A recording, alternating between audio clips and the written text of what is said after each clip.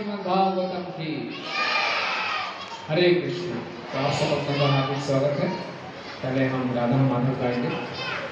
जय राधा माधव कुंज बिहारी गोपी जन वल्लभ गिरिवरधारी।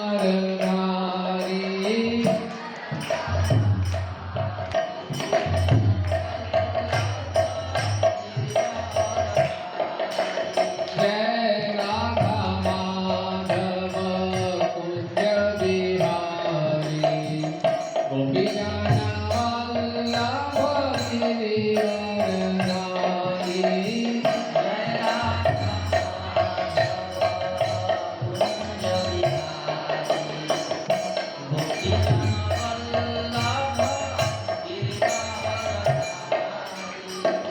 यशोदानंदन व्रज जनरंजन यामोहति रमण चारि।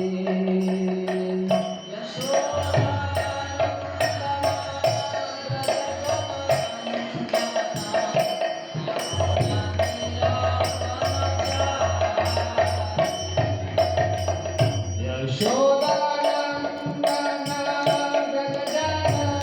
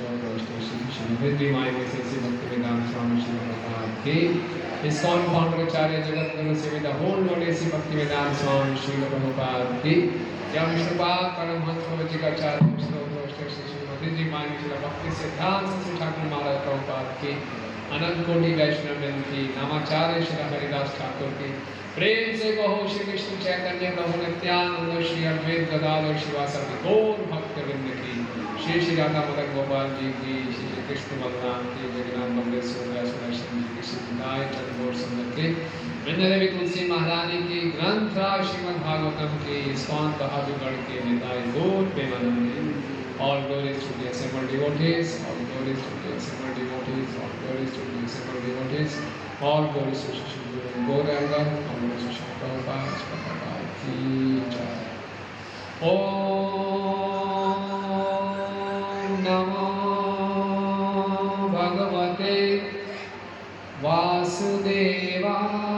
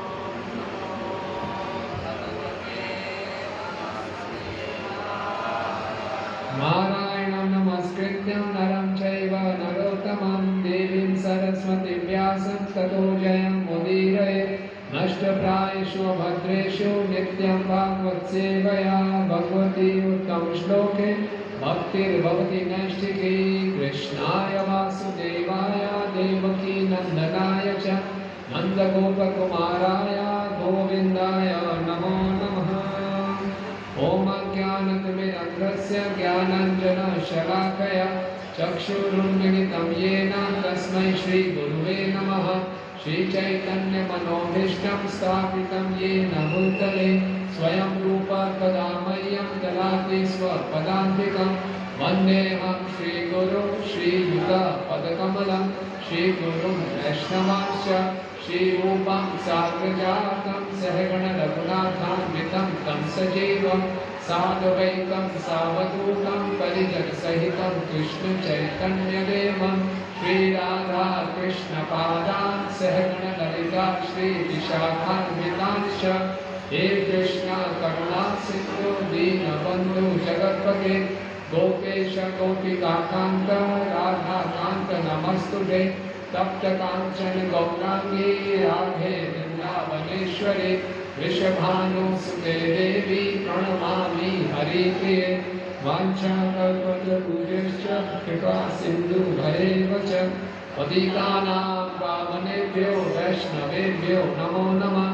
जय श्री कृष्ण चैतन्य प्रभु नित्यानंद श्री अद्वैत गदाधर श्रीवासादि गौर भक्तवृंद हरे कृष्णा कृष्णा कृष्णा हरे हरे हरे राम राम राम हरे हरे।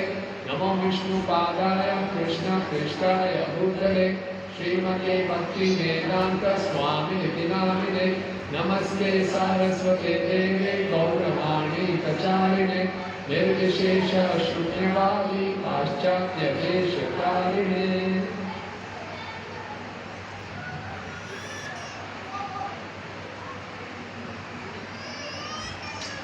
हरे कृष्णा। तो आप सब भक्तों का हार्दिक स्वागत है और आज से हम लोग कृष्ण कथा प्रारंभ करेंगे आगे आने 3 दिवसों के लिए। तो आज कलश यात्रा का समारोह हुआ, उसमें आप सबने भाग लिया, सबके लिए आपका बहुत धन्यवाद। श्रीमद् भागवतम को सभी वैदिक शास्त्रों का पका हुआ फल बताया जाता है। वैदिक शास्त्र का अर्थ है वो कल्पवृक्ष, उनकी तुलना कल्पवृक्ष से की जाती है। हमारे वेदों में हमारी सभी इच्छाओं की पूर्ति का प्रयोजन है। लेकिन सारे वैदिक शास्त्र तो अपना फल देते ही हैं, लेकिन वैदिक शास्त्रों का अपना पका हुआ फल ये है श्रीमद् भागवत। इसकी तुलना एक आम से की गई है। ऐसा आम जिसमें छिलका नहीं है, गुठली नहीं है। देखा आपने कभी ऐसा आम? छिलका भी नहीं है, गुठली भी नहीं है, खाली रस ही रस है। पिबत भागवत रसम माल्यम, ये रस का भंडार है। भागवतम हमारे जीवन की हर समस्या का समाधान करता है। भागवतम हमें जीवन का लक्ष्य बताता है और रास्ता भी दिखाता है कि इस जीवन के लक्ष्य को कैसे प्राप्त करना है। श्रीमद् भागवतम हमारा असली मित्र है। हमारे आचार्य हुए हैं सनातन गोस्वामी जी, तो कहते हैं मत एक बंधु, श्रीमद् भागवतम मेरा एकमात्र मित्र है। मत गुरु, श्रीमद् भागवतम मेरे गुरु हैं। मत आनंद, श्रीमद् भागवतम मेरा आनंद है। मत निस्तारक, ये मेरा उद्धार करने वाले हैं। मत भाग्य, ये मेरा सौभाग्य है। ऐसे श्रीमद् भागवतम को मेरा प्रणाम। ग्रंथराज श्रीमद् भागवतम, ग्रंथराज जितने भी ग्रंथ हैं उनका सम्राट, उनके राजा हैं श्रीमद् भागवतम। कृष्ण स्वधाम गतो धर्म ज्ञानाभिषा कलो नष्ट ऐसा पुराण और करुणोदिता। अभी कौन सा युग चल रहा है? सतयुग की कलयुग? सतयुग। बहादुरगढ़ में कौन सा युग चल रहा है? जोर से बोलिए। सतयुग बोल रहे हैं कुछ लोग। कलयुग चल रहा है बहादुरगढ़ में। तो बोले कलयुग जब प्रारंभ हुआ, कलयुग के प्रारंभ होने से पहले भगवान अपने धाम में चले गए। कौन भगवान? श्री कृष्ण। और जब गए तो अपने साथ धर्म और ज्ञान भी साथ में लेकर चले गए और पूरे संसार में अंधकार छा गया। इस अंधकार को दूर करने के लिए एक सूर्य पुराण उदित हुआ, वो पुराण है श्रीमद् भागवतम। तो ग्रंथ राज श्रीमद् भागवतम और कृष्ण में कोई अंतर नहीं है। जब कृष्ण एक मनुष्य के रूप में अवतार लेते हैं तो राम अवतार कहलाते हैं, कृष्ण अवतार कहलाते हैं, चैतन्य अवतार कहलाते हैं। जब एक पशु के रूप में अवतार लेते हैं तो शुक्र अवतार कहलाते हैं। जब एक जलचर के रूप में अवतार लेते हैं तो मत्स्य अवतार कहलाते हैं। आधे नर आधे पशु के रूप में अवतार लेते हैं तो नरसिंह कहलाते हैं। लेकिन जब भगवान श्री कृष्ण किसी ग्रंथ के रूप में अवतार लेते हैं वो ग्रंथ था श्रीमद् भागवतम कहलाता है। ये है भागवतम की महिमा। इसीलिए ऐसी सृष्टि का कोई भी प्रश्न नहीं है जिसमें भागवतम का उसमें उत्तर ना हो। और भागवतम में मुख्यतः 12 स्कंद हैं और इसमें 10 विषयों की चर्चा की गई है। अतः सर्ग विसर्ग स्थानम पोषणम मुद्रा मन मंत्र विषाणु कथा निरोधो मुक्ति आश्रय। तो 10 विषयों में से कैसे सृष्टि की रचना हुई, क्या क्या ग्रहों का पूरा किस प्रकार से ग्रह कौन सी स्थिति में है, कैसे भगवान भक्तों का पोषण करते हैं, किन किन मनमंत्रों में क्या क्या अवतार हुए, क्या भगवान की कथाएं हैं, कैसे मुक्ति प्राप्त हो सकती है। लेकिन ये सारे विषयों में से प्रमुख विषय है वो है आश्रय, यानी कि हमें किनका आश्रय लेना चाहिए। और भागवतम का जो दशम स्कंद है उसका मुख्य विषय है आश्रय, और हम सबके आश्रय हैं परम पुरुषोत्तम भगवान श्री कृष्ण। तो भगवान श्री कृष्ण का प्राकट्य आज से लगभग 5000 वर्ष पूर्व हुआ और भगवान ने मुख्यतः 3 स्थानों में बड़ी बड़ी लीलाएं की, वृंदावन, मथुरा और द्वारका। और भगवान की लीलाओं का चित्रण किया गया भागवतम के दशम स्कंद में 90 अध्याय हैं। भागवतम में कुल मिला के 335 अध्याय हैं। उन 335 अध्यायों में से 90 अध्याय दशम स्कंद में हैं। दशम स्कंद में भी 90 अध्यायों में से पहले 40 अध्याय वो हैं वृंदावन लीला, बीच के 10 अध्याय हैं मथुरा लीला के, और फिर अंत के 40 अध्याय हैं द्वारका लीला। तो इन सभी लीलाओं में सबसे मधुर लीलाएं जो हैं वो वृंदावन की लीला है। और वृंदावन में भी भगवान ने मुख्यतः 3 स्थानों पर लीलाएं की। जब भगवान लगभग 3 वर्ष 6 महीने तक थे तो गोकुल में रहे। उसके बाद फिर 3.5 साल के बाद बहुत से असुर आ रहे थे गोकुल में, तो फिर भगवान चले गए वृंदावन। फिर आगे 3-3.5 साल बाद फिर वृंदावन से चले गए नंदगांव। फिर लगभग 11 साल हुए, फिर भगवान चले गए मथुरा। मथुरा में लगभग 17 साल रहे। जब भगवान को लगभग 28 साल के हुए फिर चले गए द्वारका, और द्वारका में रहे लगभग 97 वर्ष। तो ये भगवान की हमने आपको एक संक्षेप में उनके जीवन का वो बताया जो उन्होंने भगवान ने नर लीला की। तो आगे आने 3 दिनों में हम वृंदावन की लीला की चर्चा करें। जय हो वृंदावन धाम की। और भगवान की इन लीलाओं में भी अति मधुर लीलाएं हैं भगवान की बाल लीला। हम इस संसार में भी देखते हैं, हम अपने बचपन से, आप सब बच्चे तो बहुत कम हैं, एक मनुष्य का सबसे जो मधुर समय होता है, जो सबको सबसे ज़्यादा उसको प्रेम मिलता है, सबसे ज़्यादा वो आदान प्रदान करता है प्रेम में, वो बचपन में होता है, बाल। तो भगवान की बाल लीलाएं बहुत मधुर है। चैतन्य महाप्रभु जो कि स्वयं परम पुरुषोत्तम भगवान है, वो एक भक्त रूप में अवतरित हुए। उन्होंने अपने मुख्य 5 मत बताए। आराध्य भगवान ब्रजेश तन्या तद्धाम वृंदावनम रम्या क्वाचिदुपासना वैवधु वर्गेण या कल्पिता श्रीमद्भागवतं प्रमाण अम्लं प्रेमोपमार्थो महान् श्री चैतन्य महाप्रभु मतमिदं तत्रावरभावरा। आराध्यो भगवान ब्रजेश तन्या, हम सबके आराध्य कौन है? भगवान श्री कृष्ण। ब्रजेश, ब्रज के राजा। ब्रज के राजा कौन है? कौन है ब्रज के राजा? नहीं मालूम? ब्रज के राजा कौन है? नहीं, ब्रज के राजा है नंद महाराज। आराध्य भगवान, कौन से भगवान? भारत में बहुत से भगवान हैं, लेकिन जो मुख्य भगवान है, स्वयं भगवान है, वो है ब्रजेश तनया, ब्रज के राजा के पुत्र। कौन है वो? कृष्ण। जोर से बोलिए, कौन? कृष्ण। जोर से बोलिए, किसी लोग बोल नहीं रहे। कौन है? हाँ, वेरी गुड, भगवान श्री कृष्ण। भगवान श्री कृष्ण की हाँ, आराध्य भगवान ब्रजेश तनया, वो हमारे आराध्य हैं। हमारे मंदिर में भी मदन गोपाल जी वो हमारे आराध्य हैं, कृष्ण हैं। तद्धाम वृंदावनम, वो सभी भगवानों में, सभी कारणों के कारण कौन है? भगवान श्री कृष्ण। ईश्वरा परमा कृष्ण सच्चिदानंद विग्रह अनादिरादि गोविंदम सर्व कारण कारण, सब कारणों के कारण, पूरी सृष्टि के रचयिता जितने भी अवतार होते हैं भगवान श्री कृष्ण से होते हैं। तो वो सबसे बड़े भगवान और सबसे बड़ा धाम, सबसे बड़ा आराध्य हमारा धाम को है वृंदावन। आराध्य भगवान ब्रजेश तन्या तद्धाम वृंदावनम। और सबसे बड़े भक्त कौन है? रम्या क्वाचिद उपासना ब्रजवधु वर्गेण या कल्पिता, भगवान के सबसे बड़े भक्त हैं ब्रज की गोपियां। राइट, और ये तीसरा मत हो गया। चौथा मत क्या है? श्रीमद् भागवतम प्रमाण अमलम। इसका प्रमाण क्या है? ग्रंथराज श्रीमद् भागवतम। और जीवन का लक्ष्य क्या है? प्रेमो पुमार्थो महान। इसलिए हमारे जीवन का लक्ष्य है प्रेम प्राप्त करना। किसका प्रेम प्राप्त करना? कृष्ण का प्रेम प्राप्त करना। इस संसार में हम सबको क्या चाहिए? प्रेम। लोग समझते हैं नहीं, प्रेम नहीं, हमें चाहिए धन। हम सोचते हैं धन होगा तो सब कुछ ठीक हो जाएगा। नहीं, इस संसार में अगर हमारे हृदय में हमारे पास प्रेम है तो हमेशा आनंद में रहेंगे, धन हो या ना हो।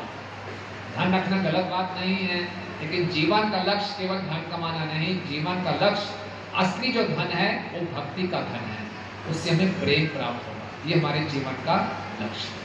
तो 5 मत कौन कौन से हैं? पहला मत क्या है? चैतन्य महाप्रभु ने क्या बताया? हमारे आराध्य कौन है? भगवान श्री कृष्ण। दूसरे आराध्य कौन है? वृंदावन धाम। तीसरा सबसे बड़े भक्त कौन है? ब्रज की गोपियां। और चौथा, इसका प्रमाण क्या है? ग्रंथराज श्रीमद् भागवतम। और जीवन का लक्ष्य क्या बताया गया है? कृष्ण। और ये पांचों के पांचों विषय श्रीमद् भागवतम में आते हैं। श्रीमद् भागवतम में भी आराध्य किसको बताया गया है? ब्रजेश कन्या भगवान श्री कृष्ण को। श्रीमद् भागवतम में वृंदावन धाम की भी गुणगान किया गया है। भागवतम में गोपियों का भी गुणगान किया गया है। भागवतम में भागवतम का भी गुणगान किया गया है। और भागवतम हमें बताता है जीवन का लक्ष्य है कृष्ण। इसीलिए हमने आगे 3 दिनों के लिए हम 4 चर्चा करेंगे ग्रंथराज श्रीमद् भागवतम। और श्रील प्रभुपाद की कृपा से इस्कॉन के हर मंदिर में प्रतिदिन सुबह श्रीमद् भागवतम की चर्चा की जाए। ओके, तो आराध्य भगवान विजय कन्या का धाम वृंदावन। अब वृंदावन में भगवान ने बहुत सुंदर सुंदर लीला है। हम सब जानते हैं कि जन्माष्टमी आने वाली है और जन्माष्टमी के रात्रि के 12 बजे भगवान कंस के कारागार में प्रकट होते हैं। भगवान का जन्म एक साधारण बच्चे के जन्म की तरह नहीं है। एक साधारण व्यक्ति संसार में जन्म लेता है, रोते चिल्लाते हुए, खून से भरपूर, थोड़ा परेशान। लेकिन भगवान जब प्रकट हुए चतुर्भुज रूप में प्रकट हुए, सुंदर मुकुट डाला हुआ, घुंघराले बाल, सुंदर से वस्त्र। देखा है कोई आपने बच्चा ऐसा? पहले से कपड़े डाल के, पीतांबरी डाल के प्रकट हुए और मुस्कुराते हुए प्रकट हुए। हम सब माँ के घर से कैसे प्रकट होते हैं? रोते हुए आते हैं, रोते हुए आते हैं। भगवान मुस्कुराते हुए आए थे और मुस्कुराते हुए आते ही भगवान ने आते ही उपदेश देना शुरू कर दिया। कोई बच्चा आके माँ बाप को उपदेश देता है? नहीं देता। उसको बेचारे को पता ही नहीं होता मैं कहाँ पे हूँ, क्या हूँ। आके उसने देव के वसुदेव को भगवान ने उपदेश दिया और क्या कहा? मुझे ले जाओ नंद महाराज जी के यहाँ पे गोकुल में। तो देव की वसुदेव कंस के कारागार में थे, सारी जंजीरों से जकड़े हुए थे और भगवान ने ऐसी लीला की कि अपने आप देव के वसुदेव की सारी जंजीरें खुल गई, सारे द्वार खुल गए। जितने भी वहाँ पे सुरक्षा कर्मचारी थे वो गहरी नींद में चले गए और बड़े आसानी से वसुदेव भगवान को टोकरी में लेकर जेल के बाहर चले गए। और पूरा घनी बहुत ही गहरी रात थी, बहुत वर्षा हो रही थी। यमुना जी के तट में गए, यमुना जी में खूब तूफान था, खूब बाढ़ थी, लेकिन वसुदेव के पास स्वयं कृष्ण थे तो कोई उनको बाधा रोक नहीं पाई। बड़ी आसानी से यमुना जी के बीच में से चले गए। और क्योंकि बहुत जोरदार वर्षा हो रही थी, भगवान को वर्षा से बचाने के लिए स्वयं शेषनाग छतरी बनकर आ गए। भगवान ने बड़ी आसानी, वसुदेव ने बड़ी आसानी से यमुना जी को पार किया, नंद महाराज के घर में गए। वहाँ पे ऐसी भगवान की योग माया थी कि यशोदा मैया ने अभी अभी बच्चों को जन्म दिया था, लेकिन बिल्कुल वो बेहोश थी, चेतना में नहीं थी और सभी के सभी गहरी नींद में थे। तो क्या किया? वसुदेव जी ने वहाँ पे कृष्ण को रखा और वहाँ से एक जो पुत्री को जन्म दिया था उसको वो उठाकर ले आए। उसको उठाकर ले आए, वापिस आ गए जेल में और वापिस अपनी सारी जंजीरें बांध ली। छोटी बच्ची ने रोना शुरू किया। कंस के पास खबर पहुंची, मेरी बहन की 8वीं संतान हो गई है। कंस वापिस आया मारने के लिए। पहले 7 बच्चों को बड़ी क्रूरता से मारा था। ये हम आपको संक्षेप में बता रहे हैं, बड़ी कथा है, ताकि हम अगले मेन विषय पे आएंगे। और कंस ने उस लड़की का जब वध करना चाहा, कंस इतना क्रूर था देवकी का भाई, हृदय बहुत कठोर था। छोटे बच्चों को अपने सामने मारता था, बड़े दीवार पे पटक देता था या पत्थर पे फेंकता था और बच्चा उनके सामने शरीर छोड़ता था। तो ऐसे उसे छोटी बच्ची के साथ करना चाहा, लेकिन वो बच्ची उसके हाथ से निकल गई, हाथ से निकल गई और आकाश में पूरा प्रकट हुई, बिल्कुल अष्टभुज रूप में दुर्गा माता के रूप। दुर्गा माता की कंस हैरान हो गया और दुर्गा मैया ने कंस को उपदेश दिया और डांटा, ये मूर्ख, किसके चक्कर में पड़े हो? जिस बालक ने तुम्हारा वध करना है वो प्रकट हो चुका है। ये कहकर दुर्गा माता प्रकट हो गई। कंस देव के वसुदेव के पास गया, बड़ा पश्चाताप किया, मैंने आपको बहुत तंग किया है, मैं आपको जेल से बाहर करता हूँ। लेकिन कंस के संगियों ने उसको समझाया, कहीं ना कहीं तो वो बालक प्रकट हो चुका है जो आपका वध करेगा। तो कंस के संगियों ने, जो सभी के सभी बड़े बड़े असुर थे, उन्होंने सलाह परामर्श करके ऐसा निर्णय लिया कि ब्रज में पिछले 10 दिन में जो भी बच्चा हुआ है उसका वध कर दिया जाए। देखिए इतना क्रूर था, छोटे बच्चों को मरवाता है। और कंस के पास बड़े बड़े असुर उसने संभाल के रखे हुए थे। कंस एक ऐसा असुर था जिसके पास 10,000 हाथियों का बल था और पूरी पृथ्वी में जितने भी असुर थे सबको उसने हरा दिया था। लेकिन वो इतना चतुर था, जिस असुर को हराता था उसका वध नहीं करता था, उसको अपना बना लेता था, उसको अपना नौकर बना के रखता था कि ठीक है मैं तुम्हारा वध नहीं करूंगा, मेरे मित्र बन के रहो, किस समय काम आओगे। तो सारे संसार के असुरों को अपने संभाल के रखा हुआ था। अब वो असुर काम आएंगे। अब उसने सोचा ये असुर हैं, अब मैंने बच्चों को तो मरवाना है। बच्चों को मरवाना बहुत आसान है, कंस तो एक्सपर्ट था, 7 बच्चों को बड़े हाथ से मार चुका था। अब वो बच्चे पता नहीं कहाँ है, खुद नहीं जाएगा, उसके पास असुर हैं, असुरों को भेजेगा। एक ही असुर बहुत सारे बच्चों को मार देगा। तो पहले खतरनाक एक आसुरी थी, राक्षस थी, वो थी पूतना। नाम सुना आपने पूतना का? पूतना। तो पूतना को उसने बुलाया, बोले जाओ। पूतना को बोलते हैं खेचरी, जो कि आकाश में उड़ सकती थी, डायन थी, डायन। वो चाइल्ड स्पेशलिस्ट थी। वो नवजात शिशुओं का खून पीती थी, ये उसकी डाइट थी। हम लोग खाने पीने में दाल सब्जी वगैरह खाते हैं, वो बस नवजात बच्चों का खून पीती थी, ये उसकी डाइट थी, और आकाश में उड़ती थी। उसको बोला जाओ वृंदावन में जाओ, ब्रज में जाओ, जितने भी पिछले 10 दिन में बच्चे पैदा हुए हैं उनका वध कर दो। उसके लिए तो बहुत बढ़िया बात थी, उसके लिए तो बहुत बड़ा फीस्ट हो गया, उत्सव हो गया, वाह कमाल हो गया। कहते भी गई साहब, हम मार के आती हूँ। तो इस ढंग से यहाँ से कथा शुरू होती है। उधर क्या हुआ कि नंद महाराज जी मथुरा में आते हैं ग्वाल बालों के साथ, और कंस को कुछ कर देते हैं, और कर देने के बाद वो जाकर वसुदेव से छिप के मिलते हैं। वसुदेव ने नंद महाराज को ये नहीं बताया कि मैंने अपना बेटा आपके पास छोड़ा हुआ है, ये रहस्य रखा। लेकिन वसुदेव जानते थे कि कंस बहुत क्रूर है, और कंस ने अपने मंत्रियों से परामर्श किया है, और वो वृंदावन में बच्चों को वध करवाएगा। तो वसुदेव ने नंद महाराज को आगाह कर दिया कि आप जल्दी से वापस चले जाइए, हो सकता है कंस कुछ ना कुछ वहाँ पे कुछ गड़बड़ कर दे। तो नंद महाराज इस चिंता में थे, और नंद महाराज वापिस आ रहे हैं।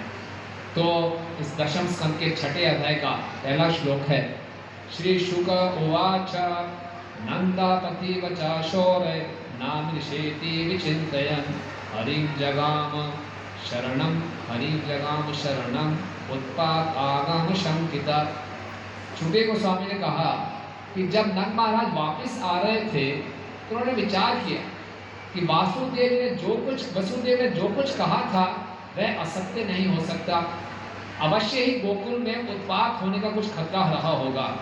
जो ही नंद महाराज ने अपने सुंदर पुत्र कृष्ण के लिए खतरे के विषय में सोचा, जो ही वे भयभीत उठे और उन्हें परम नियंता के चरण कमलों में शरण ली। तो आप समझ रहे हैं नंद महाराज कहाँ से वापस आ रहे हैं? मथुरा से। मथुरा से वृंदावन आ रहे हैं। मथुरा क्यों गए थे? वो कंस को कुछ कर देने गए थे, और वहां किससे मिले थे? वसुदेव से। वसुदेव ने उनको चेतावनी दे दी, आप यहाँ बैठे हैं, जल्दी जाइए, ब्रज में कुछ हो सकता है, कुछ उत्पात मच सकता है। तो ये सोचते हुए वापस जा रहे थे। तो जो भगवान के शुद्ध भक्त होते हैं, सबसे ज्यादा भगवान के शुद्ध भक्त कौन है? ब्रजवासी। उनको अपनी चिंता नहीं होती थी, वो हमेशा कृष्ण के बारे में चिंता करते रहते थे। ब्रजवासी कृष्ण को भगवान नहीं मानते थे, ब्रजवासी ये मानते थे कि कृष्ण हमारा छोटा सा बालक है, हमने इसकी रक्षा करनी है। नंद महाराज और यशोदा की कोई संतान नहीं हो रही थी काफी समय से। कहते हैं नंद महाराज की आयु 90 वर्ष की थी, तब जाके कृष्ण प्राप्त हुए थे उनको। तो उनकी कोई संतान नहीं थी, बड़ी मुश्किल से कृष्ण प्राप्त हुए थे। और जब तक नंद और यशोदा की कोई संतान नहीं थी, पूरे ब्रज में मायूसी छाई रहती थी। फिर ब्रज के राजा है नंद महाराज, उनके घर में कोई संतान नहीं है। तो ऐसा नहीं जी उनके घर में संतान नहीं, हमारे घर तो संतान है, हम आनंद में रहे, नहीं। नंद महाराज दुखी हैं तो सब दुखी थे, और जैसे ही कृष्ण आए सब खुश हो गए। और कृष्ण केवल नंद महाराज यशोदा को प्रिय नहीं थे, सारे ब्रजवासियों को अपने बच्चों से ज्यादा कृष्ण प्रिय थे। अब नंद महाराज वापिस जा रहे हैं, उनको ये चिंता हुई, अरे मैं भी नहीं हूँ घर में, और भी सारे ग्वालवाल मेरे साथ हैं, ब्रज में कोई उत्पात मच गया तो, और कृष्ण को क्या होगा? जब ये सोचने लगे तो कृष्ण की रक्षा चाहने के लिए उन्होंने क्या किया? भगवान को याद किया। हालांकि भगवान स्वयं कृष्ण हैं, लेकिन नंद महाराज के घर के जो विग्रह थे वो नारायण थे। नारायण का स्मरण किया, हे नारायण मेरे बालक की रक्षा करते हैं। तो श्रीला प्रभुपाद जी कहते हैं ये भक्तों का स्वभाव है। भक्तों के जीवन में जब भी कोई कष्ट आता है तो भक्त किसको याद करते हैं? भगवान को। भगवान को याद करने का सबसे अच्छा तरीका क्या है? हरे कृष्णा कृष्णा कृष्णा हरे हरे, हरे राम राम राम हरे हरे। हमारे जीवन में निश्चित रूप से संसार है, कुछ ना कुछ उतार चढ़ाव लगा रहेगा, कुछ ना कुछ कष्ट आएंगे। तो जब भी जीवन में कोई समस्या आए, कष्ट आए या समस्या ना भी हो, हमें क्या करना चाहिए? हमेशा भगवान का स्मरण करना चाहिए, और विशेष करके बहुत कष्ट हो तो भगवान का और स्मरण करना चाहिए, गहराई से स्मरण करना चाहिए। तो नंद महाराज जैसे स्मरण कर रहे थे, उधर नंद महाराज स्मरण करते हुए जा रहे हैं कि भगवान मेरे बच्चे की रक्षा करना। उधर क्या हुआ? कंसेन प्रहिता घोरा पूतना बाल घातने शिशून चचार निघ्नन्ति गुरुग्राम व्रज आदिशु। और उधर नंद महाराज गोकुल लौट रहे थे, और वहीं विकराल पूतना, जिसने कंस से बच्चों को मारने के लिए पहले से नियुक्त कर रखा था, नगरों तथा गांव में घूम घूम कर अपना निशंस कर रही थी। देखिए, पूतना अपना कार्य कर रही थी, कंस ने उसको ऑर्डर दे दिया था कि जाओ सारे बच्चों का वध करो। यहाँ नंद महाराज जा रहे हैं, तो तभी जब ये बात सुनी, ये कथा सुखदेव गोस्वामी जी कह रहे हैं। किसको सुना रहे हैं? परीक्षित महाराज जी। परीक्षित महाराज जी के पास 7 दिन थे जब उनको मालूम चला मेरी मृत्यु होने वाली है। अब दशम स्कंद शुरू हो गया है, लगभग समझ लीजिए 5वां या 6वां दिन चल रहा होगा, और वो बड़े ध्यान से सुन रहे हैं। और परीक्षित महाराज ने पिछले 5-6 दिनों से कुछ खाया पिया नहीं, सोए भी नहीं, और बड़े ध्यानपूर्वक सुन रहे हैं। और जैसे ही उन्होंने सुना कि कंस ने पूतना को भेज दिया है कृष्ण को मारने के लिए, बड़े चिंतित हो गए। हम लोगों को वो चिंता नहीं होगी हमें चिंता हो रही होगी कब प्रसाद होगा लेकिन वो तुरंत चिंता हो गई। सुनना ऐसा चाहिए। परीक्षित महाराज को श्रवण का आचार्य बताया गया, ऐसे सुनते थे कि पूरी कथा में चले आते। उनको चिंता हो गई, अरे कृष्ण मरने वाले हैं, पूतना जाने वाली है ब्रज में, और पूतना तो बहुत घातक है, डायन है, वो कृष्ण को क्या करेगी। तो सुखदेव गोस्वामी जी समझ गए। सुखदेव गोस्वामी जी ने उनको ऐसे ही, हमारे श्री संप्रदाय में कलवर हैं जिनका नाम है राजा कुलशेखर। तो राजा कुलशेखर राम जी के भक्त और राम कथा सुनते थे, और उनके राज्य में बड़े ब्राह्मण आके राम कथा सुनाते थे। और जब वो राम कथा सुनाते थे और बताया कि रावण ने सीता का अपहरण कर लिया है, तो इतना उनको क्रोध आ गया, सारे मंत्री को बुलाया, अरे मंत्री जल्दी सेना तैयार करो, सीता मैया का अपहरण हो गया है, हम सब लंका पे जाएंगे, छुड़ा के लाएंगे। सारे के सारे सेना करने लगे, इकट्ठी करने लगे। एक मंत्री बड़ा समझदार था, बहुत सारी सेना इकट्ठी हो गई है, भाग के आया। राजा एक अच्छी खबर है क्या? अभी अभी लंका से समाचार आया है कि अभी सीता मैया ठीक है, तो ठीक है, अब हम नहीं जाएंगे। तो जब ऐसा होने लगा तो मंत्री ने ब्राह्मणों को बोला, इनको वही कथा सुनाओ जिसमें राम और सीता का मिलन है, विरह नहीं। तो राजा कुछ भी कर देगा। तो फिर ऐसे ब्राह्मण ऐसी कथा सुनाते थे, राम और सीता का मिलन है, विरह नहीं होता। तो वो सुनते थे तो कथा में प्रवेश कर जाते थे। इसी ढंग से परीक्षित महाराज कथा में प्रवेश कर गए। परीक्षित महाराज को चिंता होने लगी, कृष्ण की रक्षा कौन करेगा। तो सुखदेव गोस्वामी भी समझ गए परीक्षित की क्या चिंता चल रही है। देखिए, जहाँ भागवतम का पाठ होता है वहाँ वक्ता और श्रोता के बीच में बहुत अच्छा तालमेल होता है, और वहाँ पे भगवान स्वयं उपस्थित होते हैं। आप बताइए, यहाँ कथा हो रही हो, वक्ता और श्रोता में ज्यादा महत्वपूर्ण कौन है? वक्ता कि श्रोता?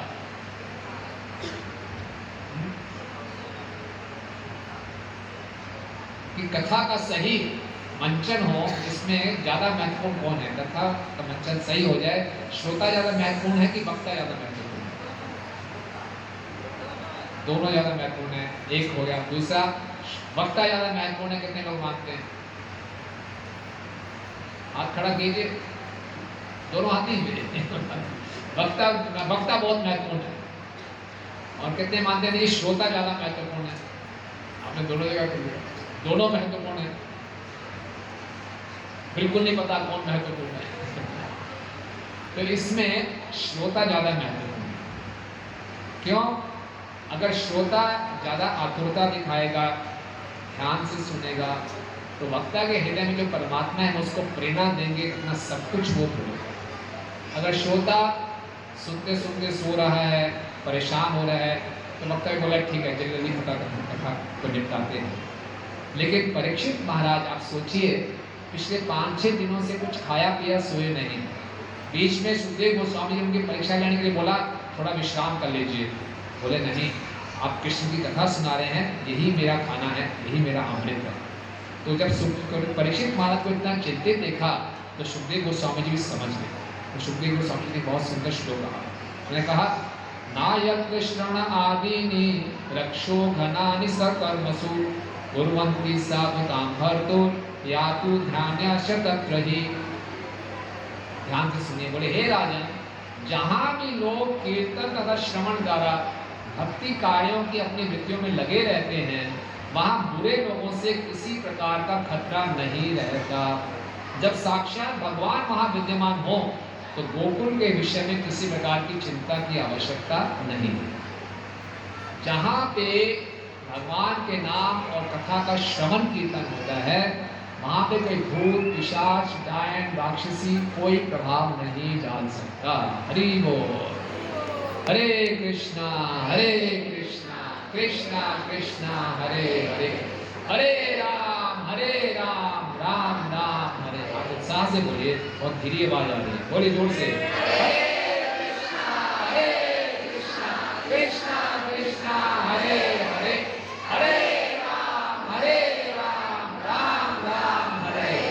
जहाँ भगवान की कथा का श्रवण कीर्तन हो रहा है, भगवान के नाम का कीर्तन हो रहा है, वहाँ भूत पिशाच डायन कोई आने का डर नहीं है। कितनी बड़ी बात है। और जहाँ पे तो गोकुल में स्वयं भगवान है, तो वहाँ पे करने क्या बात है। लेकिन फिर भी पूतना तो आएगी। हम आगे चर्चा करेंगे, पूतना के बाद और भी असुर आएंगे। इस बात को कैसे समझे। देखिए, वृंदावन में जब भगवान प्रकट हुए तब से असुर ने वहां आना शुरू कर दिया। जब तक वहां भगवान प्रकट नहीं हुए थे कोई असुर नहीं आता था, पूरे वृंदावन में शांति थी। जैसे भगवान वृंदावन में आए, रोज एक नया असुर आता था सबको तंग करने के लिए। यही बात कैसे समझे। आते थे नहीं, कुछ बिगाड़ नहीं पाते थे, वे भगवान वहां पर हैं। लेकिन जब असुर लोग आते थे तो ब्रजवासियों की चिंता बढ़ जाती थी, वो कृष्ण की बहुत चिंतित हो जाते थे। तो कृष्ण की जब चिंता बढ़ती थी तो उनका प्रेम और बढ़ जाता था। ये भगवान की लीला शक्ति थी जो भगवान असुरों को आने देते थे। तो इसलिए परीक्षित महाराज को उन्होंने आश्वासित किया कि आप चिंता मत कीजिए। और वहां से अब क्या करती है, जो खीचड़ी किसका नाम है, पूतना का। पूतना के बाद बहुत सी मायावी शक्तियां थी। पूतना दिखने में सुंदर नहीं थी, आप सब जानते ही हैं। पूतना का शरीर 12 मील लंबा था। कितना? 12 मील। कितना हो गया? 15 किलोमीटर या 18 किलोमीटर। यहाँ से पंजाबी बाग मंदिर कम से कम यहाँ से कम पंजाबी बाग मंदिर 15 किलोमीटर होगा, उससे भी आगे। कमाल है। 18 किलोमीटर लंबा शरीर, बहुत बेसुरत, बहुत ही भयंकर रूप था। लेकिन उसके पास शक्तियां थी। उसने अपने आप को बहुत सुंदर स्त्री के रूप में बदल लिया और सुंदर स्त्री के रूप में बदल कर वो नंद महाराज के गोकुल में घर में प्रवेश कर गए। अब देखिए, और उसके सुंदरता का वर्णन किया गया है। बालों में बहुत सुंदर सुंदर फूल लगाए हुए थे, बहुत सुंदर वेशभूषा डाली हुई थी, सुंदर सुंदर अलंकार थे, हाथ में कमल का फूल पकड़ा हुआ था, बहुत सुंदर भाव भंगिमा थी, इतने सुंदर स्नेहपूर्ण उसकी आंखें थी जैसे सबसे बहुत प्रेम कर रही हो, और बहुत ऐसे लग रही थी कि बहुत ही सती स्त्री है, साक्षात लक्ष्मी लग रही थी। सारे के सारे ब्रजवासी उसकी सुंदरता से मोहित हो गए। तो ये जो मोहित होना था पूतना की सुंदरता से, ये कोई महामाया नहीं थी, ये योग माया थी। भगवान चाहते थे कि पूतना आए, अभी तो भगवान लीला करेंगे, अन्यथा पूतना में ऐसी कोई योग्यता ही नहीं थी कि वो गोकुल में प्रवेश कर जाए। तो पूतना को भगवान ने आने दिया कि भगवान की लीला शक्ति, भगवान को लीला करने थी, और सारे ब्रजवासियों को भी उससे मोहित कर दिया। और पूतना क्या कर रही है, केवल गोकुल में प्रवेश नहीं कर गई, नंद महाराज के घर में ही नहीं पड़ गई, अंतर घर में। अभी भगवान कृष्ण केवल 6 दिन के थे, तो 6 दिन के बच्चे को बाहर नहीं निकाला जाता, बिल्कुल घर के अंदर के कक्ष में थी। और भगवान कृष्ण के साथ यशोदा और मोहिनी माता थी। और पूतना उनके बीच में चली गई। यशोदा और रोहिणी भी उनकी सुंदरता से बहुत आकर्षित हो गए।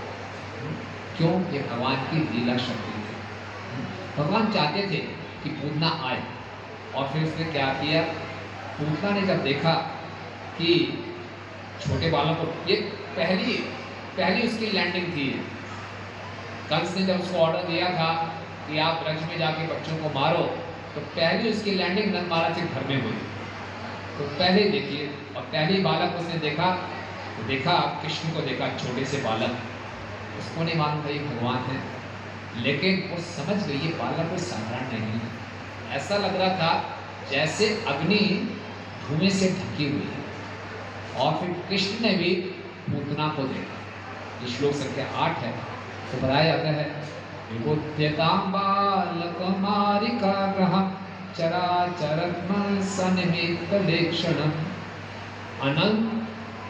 अनन्तमारोप्यतां तम् अन्तकं यथा उदं सुप्तं अबुद्धिरज्जुभिः।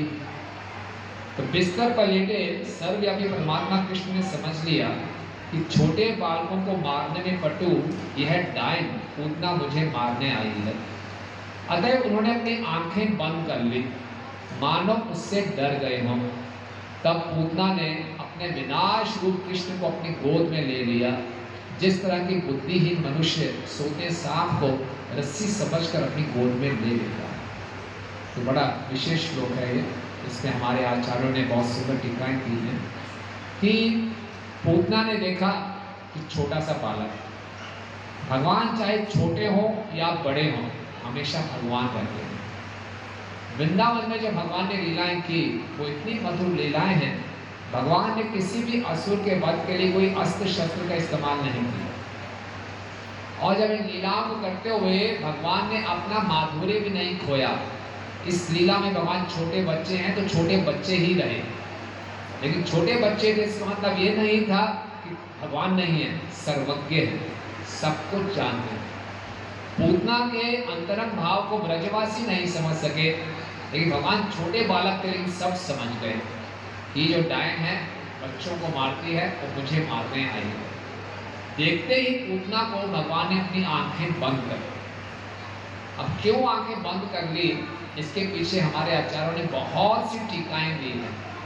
जो भगवान के शुद्ध भक्त हमारे आचार्य हैं वो भगवान के हृदय को जानते हैं। आप समझ रहे हैं? कहते हैं कि परमात्मा हम सबके हृदय को जानते हैं और परमात्मा के हृदय के उनके शुद्ध भक्त जानते हैं। परमात्मा भगवान के भक्त होते हैं। समझ गए? हम लोग खुद नहीं जानते हमारी इच्छाएं क्या हैं, लेकिन परमात्मा हमारे हृदय में बैठ के सबको जानते हैं। लेकिन परमात्मा के हृदय में क्या चल रहा है वो भगवान के भक्त जानते हैं। The super soul of super soul is devotee. तो वो जो टीका लिख रहे हैं कि भगवान ने आंखें बंद क्यों की, उसका पहला कारण बताते हैं, जैसे प्रभुपाद जी बता रहे हैं इसमें कि इतनी बड़ी डायन आ रही है, उसको देख के आंखें बंद कर दी, डर के आंखें बंद कर दी। अक्सर बच्चे केवल माँ के साथ ही रहते हैं। नवजात शिशु में 6 दिन के बच्चे हैं, किसी और स्त्री को देखेंगे, किसी और व्यक्ति को देखेंगे तो डर जाएंगे। हालांकि पूतना देखने में बहुत सुंदर बन की स्त्री बन के आई थी, लेकिन भगवान तो जानते थे इसका रूप सुंदर है, हृदय बहुत क्रूर है। अंदर से डाइन है, ऊपर से है काला धंधा गोरे लोग। ऊपर से गोरी चिट्टी है लेकिन अंदर से बहुत काली है, बहुत क्रूर है। तो भगवान ने देखते ही आंखें बंद कर दी। दूसरा कारण बताते हैं कि भगवान चाहते थे अरे छी, मैं ऐसे स्त्री के दर्शन ही नहीं करना चाहता जो छोटे बच्चों को मारती है। तीसरा कारण बताते हैं कि भगवान कह रहे थे ओहो, मुझे पहले असुर का वध करना पड़ेगा, वो स्त्री है।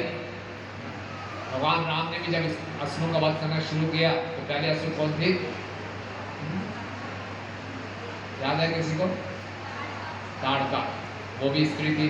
कृष्ण अवतार में भी पहला जो वध किया वो स्त्री का ही वध करना पड़ रहा है, तब भी आंखें बंद कर दिए, वो स्त्री का वध करना पड़ेगा। फिर और बताया जाता है कि भगवान ने आंखें बंद क्यों की। भगवान ने कहा कि अगर मैं आंखें खोल लूंगा तो कहीं पूतना न डर जाए, फिर पूतना को देख के कुछ अजीब तो लगे कि बालक साधारण नहीं है, वो डर के ना भाग जाए। वो भाग जाएगी तो उसकी कृपा कैसे करूंगा, इसका वध कैसे करूंगा, इसलिए भगवान ने आंखें बंद कर दी। और आगे मन क्योंकि हमारे आचार्य बता रहे हैं कि भगवान की कृपा की दृष्टि होती है।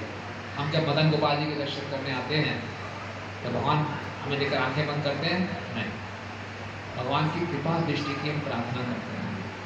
और भगवान की आदत है, हम जब भगवान को प्रणाम करते हैं या मंदिर में आकर, जैसे ही कोई भक्त भगवान के सामने प्रणाम करता है, भगवान की कृपा दृष्टि उसके ऊपर पड़ती है। कौन प्रणाम कर रहा है, चाहे पापी से पापी व्यक्ति भी कोई ना हो, अगर वो भगवान को प्रणाम करता है, भगवान की कृपा दृष्टि उसके ऊपर पड़ती है। भगवान का स्वभाव है कृपा करना।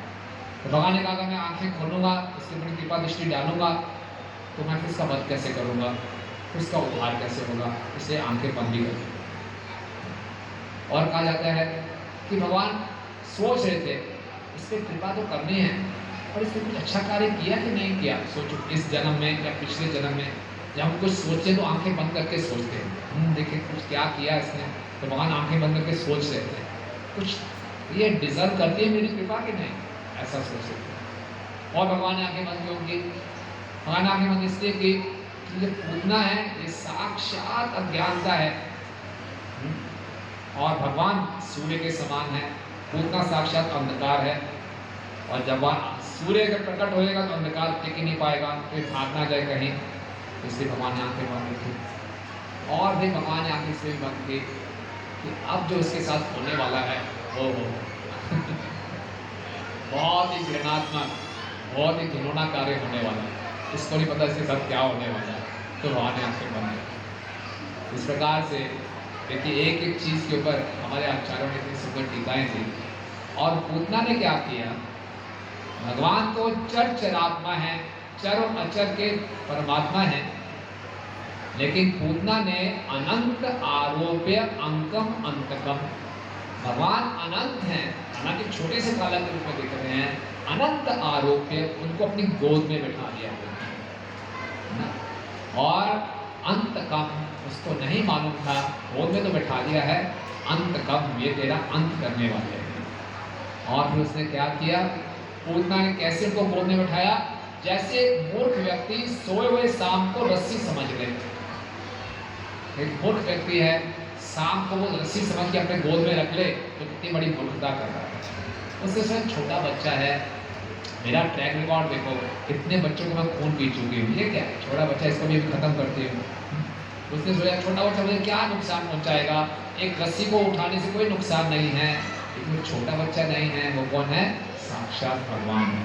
पूतना को ये नहीं मालूम, तो पूतना ने भगवान को उठाकर अपनी गोद में रख लिया, जो कि उसके अंत का कारण बनेंगे। जब ऐसा हुआ तो पूतना का हृदय इतना कठोर था, आप देखेंगे कठोर से कठोर व्यक्ति भी जब एक छोटे से बालक का दर्शन करता है उसका हृदय पिघल जाता है। जब वसुदेव और देवकी का पहला पुत्र हुआ तो वसुदेव ने उनको वचन दिया था देवकी की रक्षा करने के लिए कि जो भी संतान होगी मैं आपके पास ले आऊंगा। तो पहले अपने शिशु को लेकर बड़े भारी हृदय से वसुदेव गए थे कंस के पास, और कंस ने जब पहले बच्चे को देखा, कंस जैसे व्यक्ति का हृदय पिघल गया, ये छोटा बच्चा है क्या मारना, 8वां बच्चा मारेगा ना मुझे, कोई बात नहीं, उसे छोड़ दिया था, ले जाओ। कंस का हृदय भी पिघल गया था छोटे बच्चे को देखकर। पूतना का हृदय इतना कठोर था, वो ऊपर से इतनी सुंदर स्त्री बन के आई थी, जिस प्रकार से एक तलवार को बहुत अच्छे उसमें रखा जाए, मयान में रखा जाए, और मयान बड़ी सिल्क की हो, अंदर बड़ी तेज तलवार हो, तो ऐसे पूतना को हृदय इतना क्रूर था, लेकिन ऊपर से बहुत नर्म लग रही थी। उसने क्या किया, फिर पूतना ने भगवान को अपनी गोद में लिया और अपने स्तन को भगवान के मुंह में डाल दिया। आप ये देखिए, यशोदा और रोहिणी बिल्कुल उसको रोका ही नहीं। आप लोग माता जी लोग हैं, किसी पड़ोस की या किसी अनजान स्त्री को अपने घर में आने देंगे, घर में छोड़ो, घर के कमरे के अंदर भी आ गई, अपने नवजात शिशु को उठाने देंगे, उठाने के बाद उसको स्तनपान कराने देंगे, कैसे संभव है। लेकिन यशोदा रोहिणी ऐसी भगवान की योग माया से प्रभावित हो गई, लीला शक्ति से प्रभावित हो गई, किसी ने टोका ही नहीं, क्योंकि पूतना इतनी सुंदर लग रही थी, लक्ष्मी समान लग रही थी। तो पूतना ने कृष्ण को उठाया, अपनी गोद में बैठाया, और उसने अपने स्तनों पे जहर लगा के काल कूट जहर लगा के आए थे। उसने सोचा था बस छूते ही इसका शरीर चला जाएगा, पूरी योजना के साथ आई थी। तो पूतना ने भगवान के मुख में स्तन दे दिया और भगवान ने क्या किया, भगवान बहुत क्रोध हो गए। तो क्यों क्रोध था भगवान को कि ये वृंदावन में बच्चों का वध करने आई है, मेरे धाम में बच्चों का वध करने आई है, और इससे पहले भी बहुत वध कर चुकी है। तो भगवान ने बड़े क्रोध से पूतना के स्तन को पकड़ लिया और पूरा दूध पीना शुरू कर दिया। भगवान बोला दूध तो पीऊंगा सारे प्राण भी पी जाऊंगा। तो भगवान ने दूध पीना शुरू कर दिया और बड़ी सख्ती से भगवान ने उनके शरीर को पकड़ लिया। और प्रत्येक जब भगवान उसके प्राणों को पी रहे हैं, तो देखिए जब भगवान को गुस्सा आया तो ऐसा नहीं कि भगवान का चेहरा लाल हो गया, भगवान के मुख में या मन में कोई विकार आया, नहीं। भगवान छोटे बच्चे की तरह ही हैं, लेकिन भगवान की शक्ति काम करती है। हमारे आचार्य बताते हैं कि भगवान की संहार शक्ति है। क्रोध से कोई भगवान की कई शक्तियां हैं। वृंदावन में भगवान खुद कुछ नहीं करते, भगवान खुद खेलते रहते हैं, भगवान की शक्तियां कार्य करते हैं। भगवान खुद असुर का वध नहीं करते, भगवान की शक्ति असुर का वध करती है। तो अब भगवान क्रोध से जब उसका स्तनपान कर रहे थे तो पूतना को धीरे धीरे बड़ी पीड़ा महसूस होने लगी। पूतना ने कभी कल्पना नहीं की थी कि वो तो सोची थी जैसे ये बच्चा मेरे स्तन को छुएगा, इतना जहर है इसमें, तुरंत इसका वध हो जाएगा। लेकिन भगवान ने दूध पीना शुरू किया तो दूध के साथ साथ प्राण वायु पीने शुरू कर दिया और पूतना को बहुत दर्द बढ़ता गया, इतना दर्द बढ़ता गया। पूतना कह रही है मोचमा छोड़ दो मुझे। भगवान ने छोड़ा नहीं। भगवान कहते हैं एक बार किसी को पकड़ लेता हूँ तो छोड़ता नहीं छोड़ना, इसलिए भगवान ने छोड़ा। ये भगवान की विशेषता है। कहा जाता है कि ऐसा सेवक ही क्या जो कभी स्वामी को छोड़ दे, और ऐसा स्वामी ही क्या जो किसी सेवक को छोड़ दे। और भगवान तो ऐसे स्वामी हैं कि अगर सेवक कोई दूर भाग भी रहा होता है तो भगवान उसको पकड़ के ले आते हैं।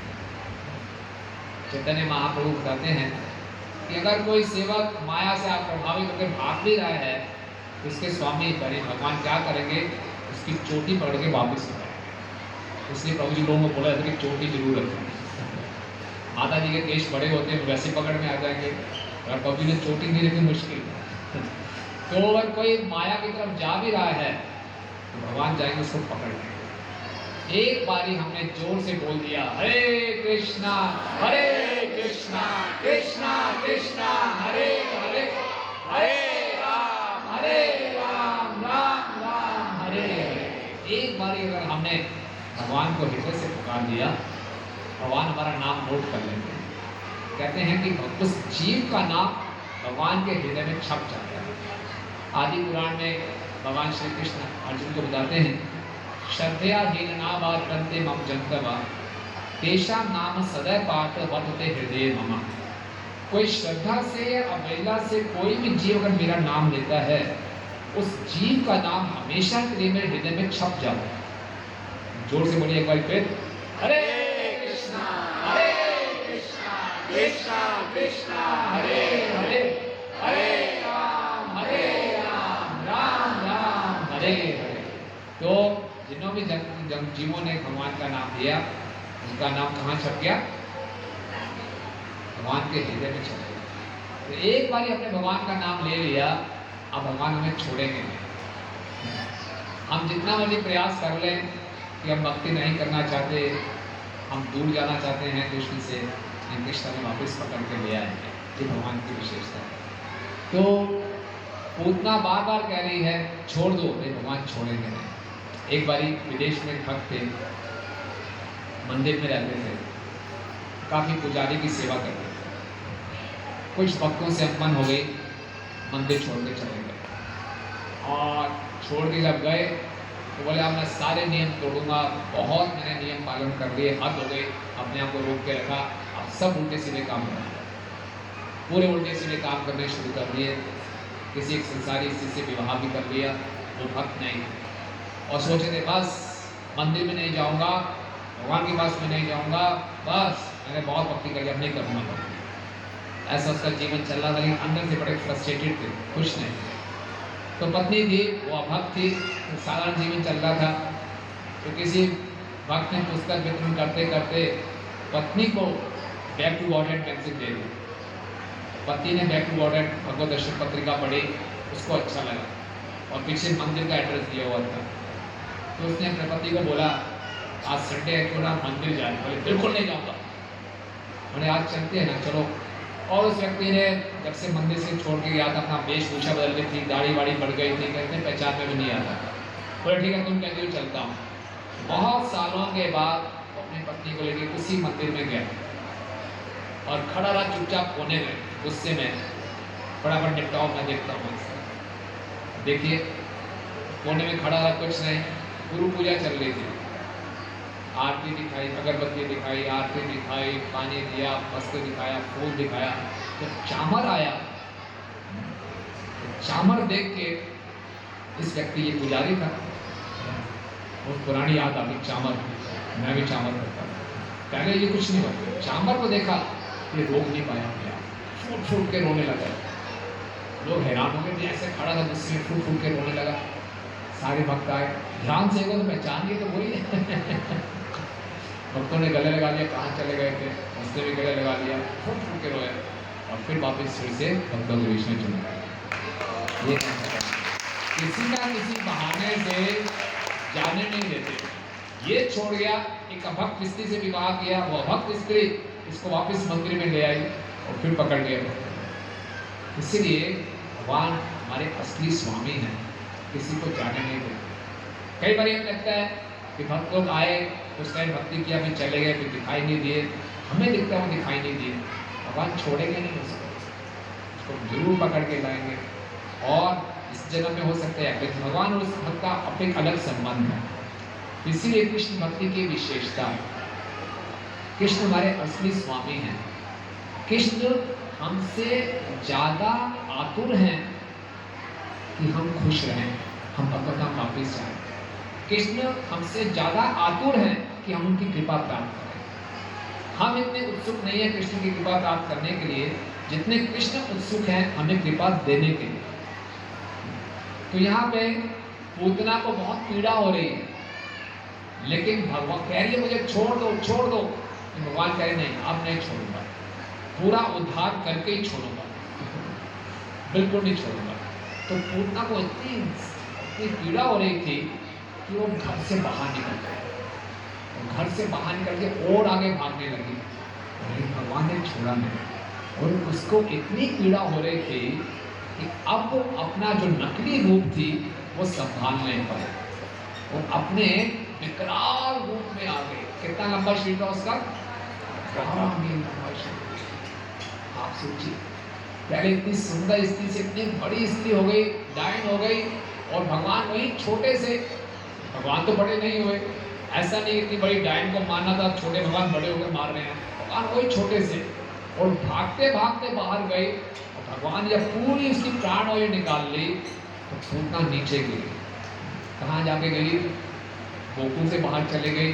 बाहर जाके एक बहुत बड़ा खेत था जहाँ गायें चराई जाती थी, ये कंस का बगीचा था। उस कंस के बगीचे के ऊपर जोर से गिरी, और गिरते गिरते इतना उसका विशालकाय शरीर था, कितने ही पेड़ों को चूरा चूर कर दिया उसने, और गिर गई।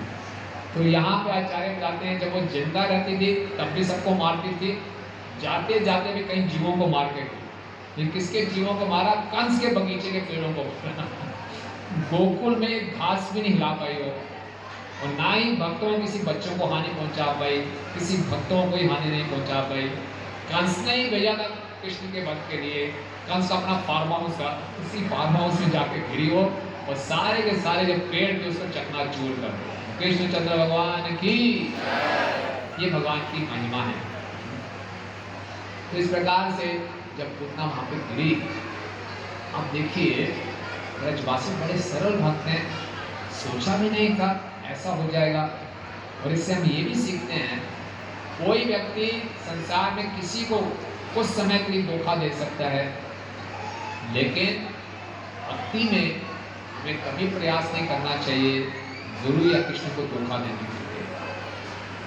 भक्ति में कोई सफल धोखेबाजी नहीं है। इस संसार में हम काम धंधा करते हैं, बिजनेस करते हैं, पैसा कमाने के लिए, नौकरी में पैसा कमाने के लिए झूठ बोलते हैं, धोखा देते हैं। पर हम तो कई सालों से हमारा पेशेवर धंधा है ये। हम तो दादाजी परदादाजी सब ये धंधा कर रहे थे, झूठ बोल के पैसा कमा रहे थे, धोखेबाजी कर रहे थे। कुछ हद तक धोखेबाजी चल सकती है, लेकिन कृष्ण के साथ धोखेबाजी नहीं। भगवान गीता में कहते हैं धोखेबाजियों में सबसे बड़ा धोखेबाज जितने छलिए हैं, सबसे छलिया कौन है? कृष्ण। तो पूतना बहुत बड़ा छल करने आई थी कृष्ण के साथ। कृष्ण ने मुझसे क्या छल करोगे? इसलिए हम भक्ति में कभी भी कृष्ण के साथ कोई धोखा देने का प्रयास ना करें। और गुरु कृष्ण के प्रतिनिधि हैं, गुरु के साथ भी कभी धोखेबाजी नहीं। जो विचार अपने सामने रखने हैं सत्य और यथारूप रखने का प्रयास करना चाहिए। इसी में भक्ति में सुरक्षा है। तो पूतना धोखा नहीं दे पाई और कृष्ण उसका पर्दाफाश कर दिया। इसलिए कृष्ण सबका पर्दाफाश कर देते हैं। भगवान से कुछ छुपा हुआ नहीं है, इसलिए पहले ही जाके सब कुछ बता दो ज़्यादा अच्छा है।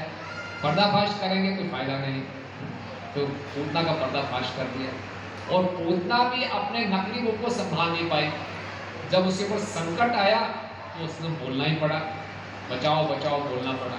तो हो सकता है हमारी भक्तों के समाज में आते हैं तो हम कुछ ऊपरी व्यवहार में दिखाएं, हम ये हैं हम वो हैं, लेकिन जब मुसीबत आती है तो उसके सामने गाय आती है।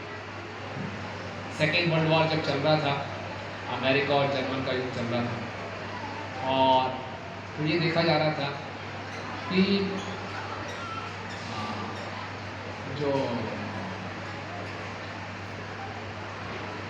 अमेरिका के जो जितने भी मिलिट्री के रहस्य थे वो सारे लीक हो गए। तो सब सोचे क्या किया जाए। तो उन्होंने क्या किया कि उन्होंने भेजा एक स्पाई भेजा, जर्मन आर्मी में एक स्पाई भेजा, और उसने क्या किया वहाँ जर्मनी के बीच में चला गया, सिपाहियों के बीच में, वहाँ सेना में चला गया और सारे राज उनके मालूम चलते थे, सब छुपा कर रखा। लेकिन क्या होता था, युद्ध के समय सारे लीक हो जाते थे तो सब हार जाते थे। सब सोचते चक्कर क्या है, तो कोई ना कोई हमारी इंफॉर्मेशन लीक कर देता है। तो फिर जो उनका चीफ था वही मिला हुआ था। सबको इसी में शक, एक व्यक्ति को शक हो रहा था। तो बोले क्या किया उससे, जब वो निकल रहा था मीटिंग समाप्त होने के बाद, तो उसका हाथ आधा था और दरवाजा हाथ से बंद कर, तो जोर से हाथ पे लगा, जोर से, इतनी जोर से लगा। तो जब जोर से चोट लगती है तो व्यक्ति इंग्लिश नहीं बोलेगा, अपनी मातृभाषा में चिल्लाएगा। तो अपनी मातृभाषा में चिल्लाया, जर्मन भाषा में चिल्लाया, वहीं पकड़ा गया। यही था चोट जो कि सारे रहस्य खोलता था। इसी ढंग से पूतना जो थी वैसे बहुत सुंदर स्त्री बनकर आई थी, लेकिन जब पीड़ा हुई, प्राण बचाने की बात आई तो बोल रही है छोड़ दो, फिर अपना असली रूप धारण नहीं, अपने असली रूप में आ गई। और आप सोचिए इतनी बड़ी घटना हो गई, जब पूतना का इतना विकराल शरीर नीचे गिरा, यहाँ भागवतम वर्णन आता है, पृथ्वी और पृथ्वी के नीचे के लोग कांप उठे। लोग डर गए, इतनी बड़ी आवाज में क्या हुआ क्या है, और सब भाग कर गए। और सबको यही चिंता थी, अरे ये इतनी सुंदर स्त्री, इतनी बड़ी डायन थी, और चिंता क्या हुई कृष्ण का क्या होगा। और रोहिणी और यशोदा तो वहीं मूर्छित हो गए। इतनी बड़ी घटना आप सोचिए, इतनी अच्छी स्त्री को हम सोचिए तो साक्षात लक्ष्मी है, इसको अपना मैंने बेटा दे दिया जो इतनी मुश्किल से प्राप्त हुआ, केवल 6 दिन का बच्चा है, और ये डायन निकली। इतनी बड़ी बात हो, तो वहीं मूर्छित हो गई, मेरा बच्चा गया। क्या स्कोप है कि डायन के हाथ में बच्चा आ जाए तो कितने चांसेस है वो वापस आएगा। तो यशोदा और रोहिणी तो वहीं मूर्छित हो गए। मेरे आंखों के सामने मैंने बच्चे को डायन को दे दिया, तो वहीं मूर्छित हो गए। और बाकी जो स्त्रियां थी और जितने भी ग्वालवाल थे वो मथुरा गए हुए थे। देखिए कितना बड़ा संकट था, और सारी स्त्रियां दौड़ कर गई, इतना बड़ा शरीर, और सबको चिंता थी कृष्ण को क्या हो रहा होगा, लेकिन कृष्ण बड़े आनंद से खेल रहे हैं कोई मतलब ही नहीं क्या हो रहा है। तो कृष्ण जब लीला करते हैं, असुरों का वध करते हैं, तो अपने माधुर्य को खोते नहीं है। ऐसा नहीं है कि पूतना का वध करने के लिए कृष्ण ने बड़ा शरीर कर लिया, कोई डिशुम डिशुम किया, है ना, ऐसा कुछ नहीं किया। बड़े प्रेम से 6 दिन के बच्चे के होंठ कितने होंगे छोटे छोटे, होठों से ही पूतना राक्षसी का वध कर दिया, स्तनपान करते करते वध कर दिया। ये नहीं कोई ज्यादा मेहनत की। कृष्ण ने जितना भी विंध्यवासिनी में व्रत किए, अस्त्रों के बिना, आयुधों के बिना, अस्त्र शस्त्र के किया, अपने मासूम अपने होठों से पूतना का वध कर दिया और कृष्ण उसके ऊपर खेल रहे हैं। जैसे संसार में बच्चों को डराना हो तो बोले हवा आ जाएगा, ये बोलते हैं ना, वो बच्चा रोना शुरू कर दिया तो हवा क्या डायना आ गई, लेकिन भगवान को कोई फर्क ही नहीं पड़ रहा, भगवान अपना खेल रहे हैं आनंद में। तो सारी स्त्रियां दौड़ कर गई और इतना बड़ा घुटना का शरीर था, उसका वर्णन किया गया है ना। उसमें क्या थे कि राक्षसी के मुंह में जो दांत थे वो हल के फाल जैसे थे। दांत कैसे थे? जो हल का फाल होता है ना, उसके जैसे थे। उसके नथुने पर्वत गुफाओं की तरह गहरे थे। उसके स्तन पर्वत से गिरे हुए बड़े बड़े शिलाखंडों के समान थे। उसके बिखरे बाल तांबे के रंग के थे। उसकी आंखों के गड्ढे गहरे अंधे कुएं जैसे थे। उसकी भयानक जांघें नदी के किनारों जैसी थी। उसके बाजू, टांगे तथा पांव बड़े बड़े पुलों की तरह थे। उसका पेट सूखी झील की तरह लग रहा था। राक्षसी की चीख से ग्वालों तथा उनकी पत्नियों के हृदय, कान तथा सिर पहले ही दहल चुके थे, और जब उन्होंने उसके अद्भुत शरीर को देखा तो वे और भी ज्यादा सहम गए। लेकिन बालक कृष्ण निडर होकर पूतना की छाती के ऊपर भाग खेल रहे थे, और जब गोपियों ने बालक के अद्भुत कार्यकलाप को देखा तो उन्हें अत्यंत हर्षित होकर आगे बढ़ते हुए उसे उठा लिया। तो यशोदा तो नंदनवणी तो वहाँ मूर्छित थे, बाकी जो वृद्ध गोपियाँ थी वो गई और कृष्ण को उठाकर ले गए। और क्या किया उन्होंने? बहुत सुंदर काम करते हैं कि अब कोई घर में पुरुष लोग नहीं हैं, ये खाली स्त्रियाँ ही हैं, और यशोदा रोहिणी के पास कृष्ण को ले गई और गाय की पूंछ से उसको उनको क्या किया? चावल ढुला। फिर गाय की पूंछ से चावल ढुला के गोमूत्र से कृष्ण को पूरा स्नान कराया, और फिर गो धूली पूरे शरीर पर लगाई, और फिर गोबर से भगवान के शरीर पर तिलक लगाया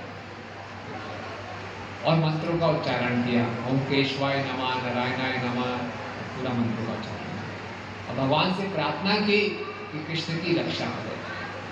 तो श्रीला प्रभुपाद जी लिखते हैं कि गांव की स्त्रियों में भी इतना ज्ञान होता था कि कैसे बच्चों की रक्षा के लिए, भगवान की शरण के लिए, भगवान की रक्षा के लिए मंत्रों का उच्चारण करना है, और पूर्ण रूप से वो गायों पर निर्भर है। तो गाय मनुष्य को सुरक्षा प्रदान करती है। गोमूत्र, गोबर से गोमूत्र से भगवान को स्नान कराया गया, गोबर से भगवान का तिलक लगाया गया, गो धूली भगवान के शरीर पे लगाई गई। तो आज के समय में हमें ये प्रचार करना पड़ता है कि गायों की रक्षा करो, लेकिन हमें जानना चाहिए कि गाय हमारी रक्षा करती है। माँ बच्चे की रक्षा करती है कि बच्चे माँ की रक्षा करते हैं? माँ बच्चों की रक्षा करती है। तो गौ हमारी माँ है, वो हमारी रक्षा करती है। तो इस प्रकार से कृष्ण को इस प्रकार से तिलक लगाए गए ताकि उनके बाहर अंगों पर तिलक लगाए गए ताकि कृष्ण की रक्षा हो। इस प्रकार से हमें बताया गया कि यहाँ बताया जा रहा है कि ये यज्ञ तुम्हारे जांघों की, अक्षत तुम्हारे कमर की, हाईगिर तुम्हारे उदर की रक्षा करें, केशव तुम्हारे हृदय की रक्षा करें। भगवान के नाम ले लेकर उनके कृष्ण की रक्षा की जाए। तो इससे इधर से जब ये चल रहा है तो इसमें सारा जो कार्य है बड़ी गोपियाँ कर रही हैं। यशोदा और रोहिणी को अभी भी समझ में नहीं आया हुआ क्या है। उधर से नंद महाराज ग्वाल वालों के साथ वापस आ रहे हैं, और जब आ रहे हैं तो उन्होंने देखा इतनी बड़ी डायन लेटी पड़ी है ब्रज के बाहर, मथुरा से जब आ रहे रास्ते में, तो वे हैरान हो गए, ये कौन है? हमारे वृंदावन में कोई गोकुल में थी नहीं, ये कौन आ गई, कहाँ से आ गई, ये आकाश से गिरी है, कहाँ से आई, या फिर ऐसा तो नहीं है हम कोई गलत जगह आ गए हैं, हमने किसी ने जादू तो नहीं कर दिया, कोई काला जादू तो नहीं कर दिया, कोई गलत रास्ते तो नहीं आ गए। बड़े भ्रमित हो, ये ऐसा कैसे संभव है? और फिर जब वापस आए तो मालूम चला ये तो हमारे घर में आई थी। हमारा हैरान है, ऐसे कैसे एक बेजानी अनजान स्त्री को अपने घर के अंदर डालने दिया, एक डायन को अंदर कैसे घुसा दिया, हमको समझ में नहीं आता ऐसा हुआ कैसे। क्योंकि यशोदा मैया क्या उत्तर देते हैं इसका? मैंने बोला कुछ करना चाहिए। क्या बोला गया? ये इतनी बड़ी डायन है, इसके शरीर को जलाना चाहिए। तो क्या किया जाए? इसके शरीर को काटा जाए, इसके शरीर को काटा जाए और काट करके बहुत बड़ी चिता बनाई जाए। बोले इसको जलाया जाए। क्यों? अगर हम किसी सांप को भी मारते हैं तो सांप को मारना ही पर्याप्त नहीं है, सांप को मारने के बाद उसको जलाना चाहिए। क्योंकि कोई जहरीला जीव होता है, वायु के संपर्क में आके दोबारा से जीवित हो सकता है, तो कोई चांस नहीं लेना चाहिए। तो पूतना तो जहर से भरी हुई थी, बोले इसको मारना भी है, इसको जलाना भी है, तो उसको जलाया गया।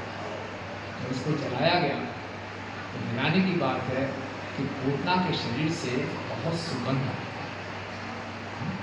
उग्रों की सुगंध है, दूर दूर तक सुगंध है। कितनी विशेष बात है। तो ये बताते हैं जिसको भगवान ने छू लिया उसके सारे पाप खत्म हो जाते हैं। पूतना जैसी स्त्री जिसने बच्चों का खून पिया है, उसका शरीर जला जाएगा, वो कितनी बदबू आनी चाहिए, लेकिन भगवान ने स्पर्श कर लिया था तो सारी उसकी गंदगी खत्म हो गई। भगवान जब उसका स्तनपान कर रहे थे तो उसकी प्राण वायु के साथ साथ उसकी सारी गंदगी निकाल रहे थे, उसको शुद्ध कर रहे थे। ये भक्ति का प्रभाव है। ये केंद्र कारण हम कृष्ण के संपर्क में आ जाएंगे, हमारी सारी गंदगी दूर हो जाएगी, हमारे सारे अनर्थ खत्म हो जाएंगे। अगर हम भगवान का नाम लेते हैं, हरे कृष्णा कृष्णा कृष्णा हरे हरे, हरे राम राम राम हरे हरे, भगवान की कथा सुनते हैं, भगवान का नाम सुनते हैं, भगवान के अनुग्रह की सेवा करते हैं, भगवान के दर्शन करते हैं, भगवान की भागवतम को पढ़ते हैं, कीर्तन करते हैं, ये केंद्र कारण भगवान का प्रसाद पाते हैं। किसी ना किसी ढंग से अगर हम कृष्ण के संपर्क में आते हैं, हमारा शुद्धिकरण हो जाता है। अब पूतना जैसी डाइट, इसके आप देखिए हमारे जीवित शरीर में गर्मियों का मौसम में कितनी बदबू आती है। ये कपड़े को प्रेस करके आप अलमारी में रखिए, फिर कपड़े को सूंघी बदबू आएगी नहीं। इसी कपड़े को शरीर पे डाल लीजिए, फिर उतारिए, बड़ा बदबू आती है, दोबारा नहीं डाल सकते उसको। यानी कि शरीर इतना गंदा है, बदबू ही बदबू है। अच्छा, जो लोग मांस भक्षण करते हैं, बुरा मत मानिए, मदिरा पीते हैं, मांस भक्षण करते हैं, उनके शरीर से और बदबू आती है। उस बदबू को छुपाने के लिए वो क्या करते हैं? सेंट लगाते हैं, डिओड्रेंट लगाते हैं, और ऐसे शरीर को जब जलाया जाएगा तो और बदबू आएगी। पूतना ने तो सारे गंदे काम ही किए, उसके शरीर को जलाया गया तो सुगंध आ गई। ये भगवान की भक्ति है। क्योंकि पूतना को भगवान के सुंदर अधरों ने छू लिया, अधरामृत बन गया, प्रसाद बन गया। ये प्रसाद की महिमा है। और ये नहीं कि खाली निकट में सुगंध आ रही है, दूर दूर तक हवा उसको लेते गई, दूर दूर तक लोग सुगंध कहाँ से आ रही है, तो सब आए, लेकिन पूतना के शरीर से सुगंध आ रही। इसीलिए भक्ति की बहुत महिमा है। हमारी जैसे मर्जी स्थिति हो, हम बड़े से बड़े पापी भी क्यों ना हो, बड़े से बड़े अपराधी भी क्यों ना हो, हम भक्ति शुरू करते हैं। भगवान कोई हमारी योग्यता नहीं रखते, भक्ति करने आए हो पहले अपना हृदय साफ करो, नहीं। गंदे से गंदा व्यक्ति भी भक्ति में आएगा, वो हृदय उसका शुद्ध हो जाएगा। श्रील प्रभुपाद जी के एक शिष्य है हरिशोरी प्रभु। तो हरिशोरी प्रभु प्रभुपाद जी के पर्सनल सचिव थे, व्यक्तिगत सचिव थे। उन्होंने कहा प्रभुपाद जी को रसगुल्ला प्रसाद खिलाया मायापुर में। प्रभुपाद जी ने रसगुल्ला प्रसाद पाया तो उसकी चाशनी गिर गई टेबल पे और चींटियाँ इकट्ठी हो गई। तो हरिशोरी उसकी सफाई कर रहे थे, तो सफाई करते हुए बड़े सफाई से ध्यान से चींटियों को इधर कर रहे थे। प्रभुपाद ने देखा तो हंस पड़े, बोले हरीश्वरी ये तुम ही हो ना कि तुम पहले चींटियों को मारते थे और अब एक चींटी को भी मारना नहीं चाहते। तो हरीश्वर ने भी सुना, उनका चेहरा लाल पड़ गया। हरीश्वर खुद लिख रहे हैं, बोले प्रभुपाद तो कैसे मालूम चल गया? वो लिख रहे हैं, जब बचपन में छोटा बच्चा था तो मैं जब चींटियों को देखता था तो चींटियों के ऊपर उबलता उबलता पानी डाल देता था, उबलते हुए पानी से चींटियों को मारता था, बड़े बड़े मजा आता, खेल था मेरा। लेकिन अब मैं एक चींटी को भी मारना नहीं चाहता। तो बोला हाँ प्रभुपाद, बचपन में ऐसा था, लेकिन आपकी कृपा से मैं ऐसा हो गया। जिस प्रकार से नारद मुनि ने मृगारी का हृदय बदला, उसी प्रकार से आपने मेरा भी हृदय बदला। ये भक्ति का प्रभाव।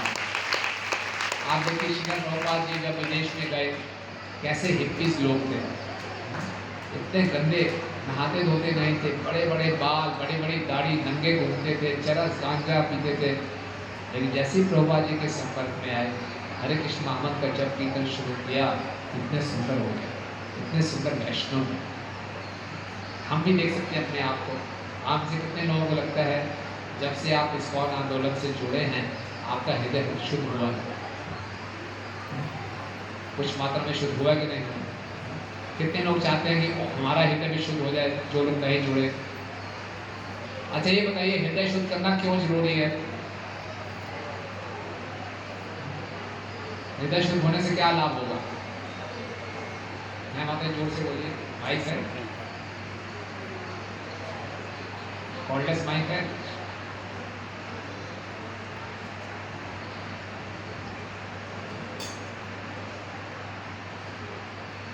बोलिए, जोर से बोलिए। ऐसे बता दे, सुन के बता दे। क्या कह रहे थे माता जी?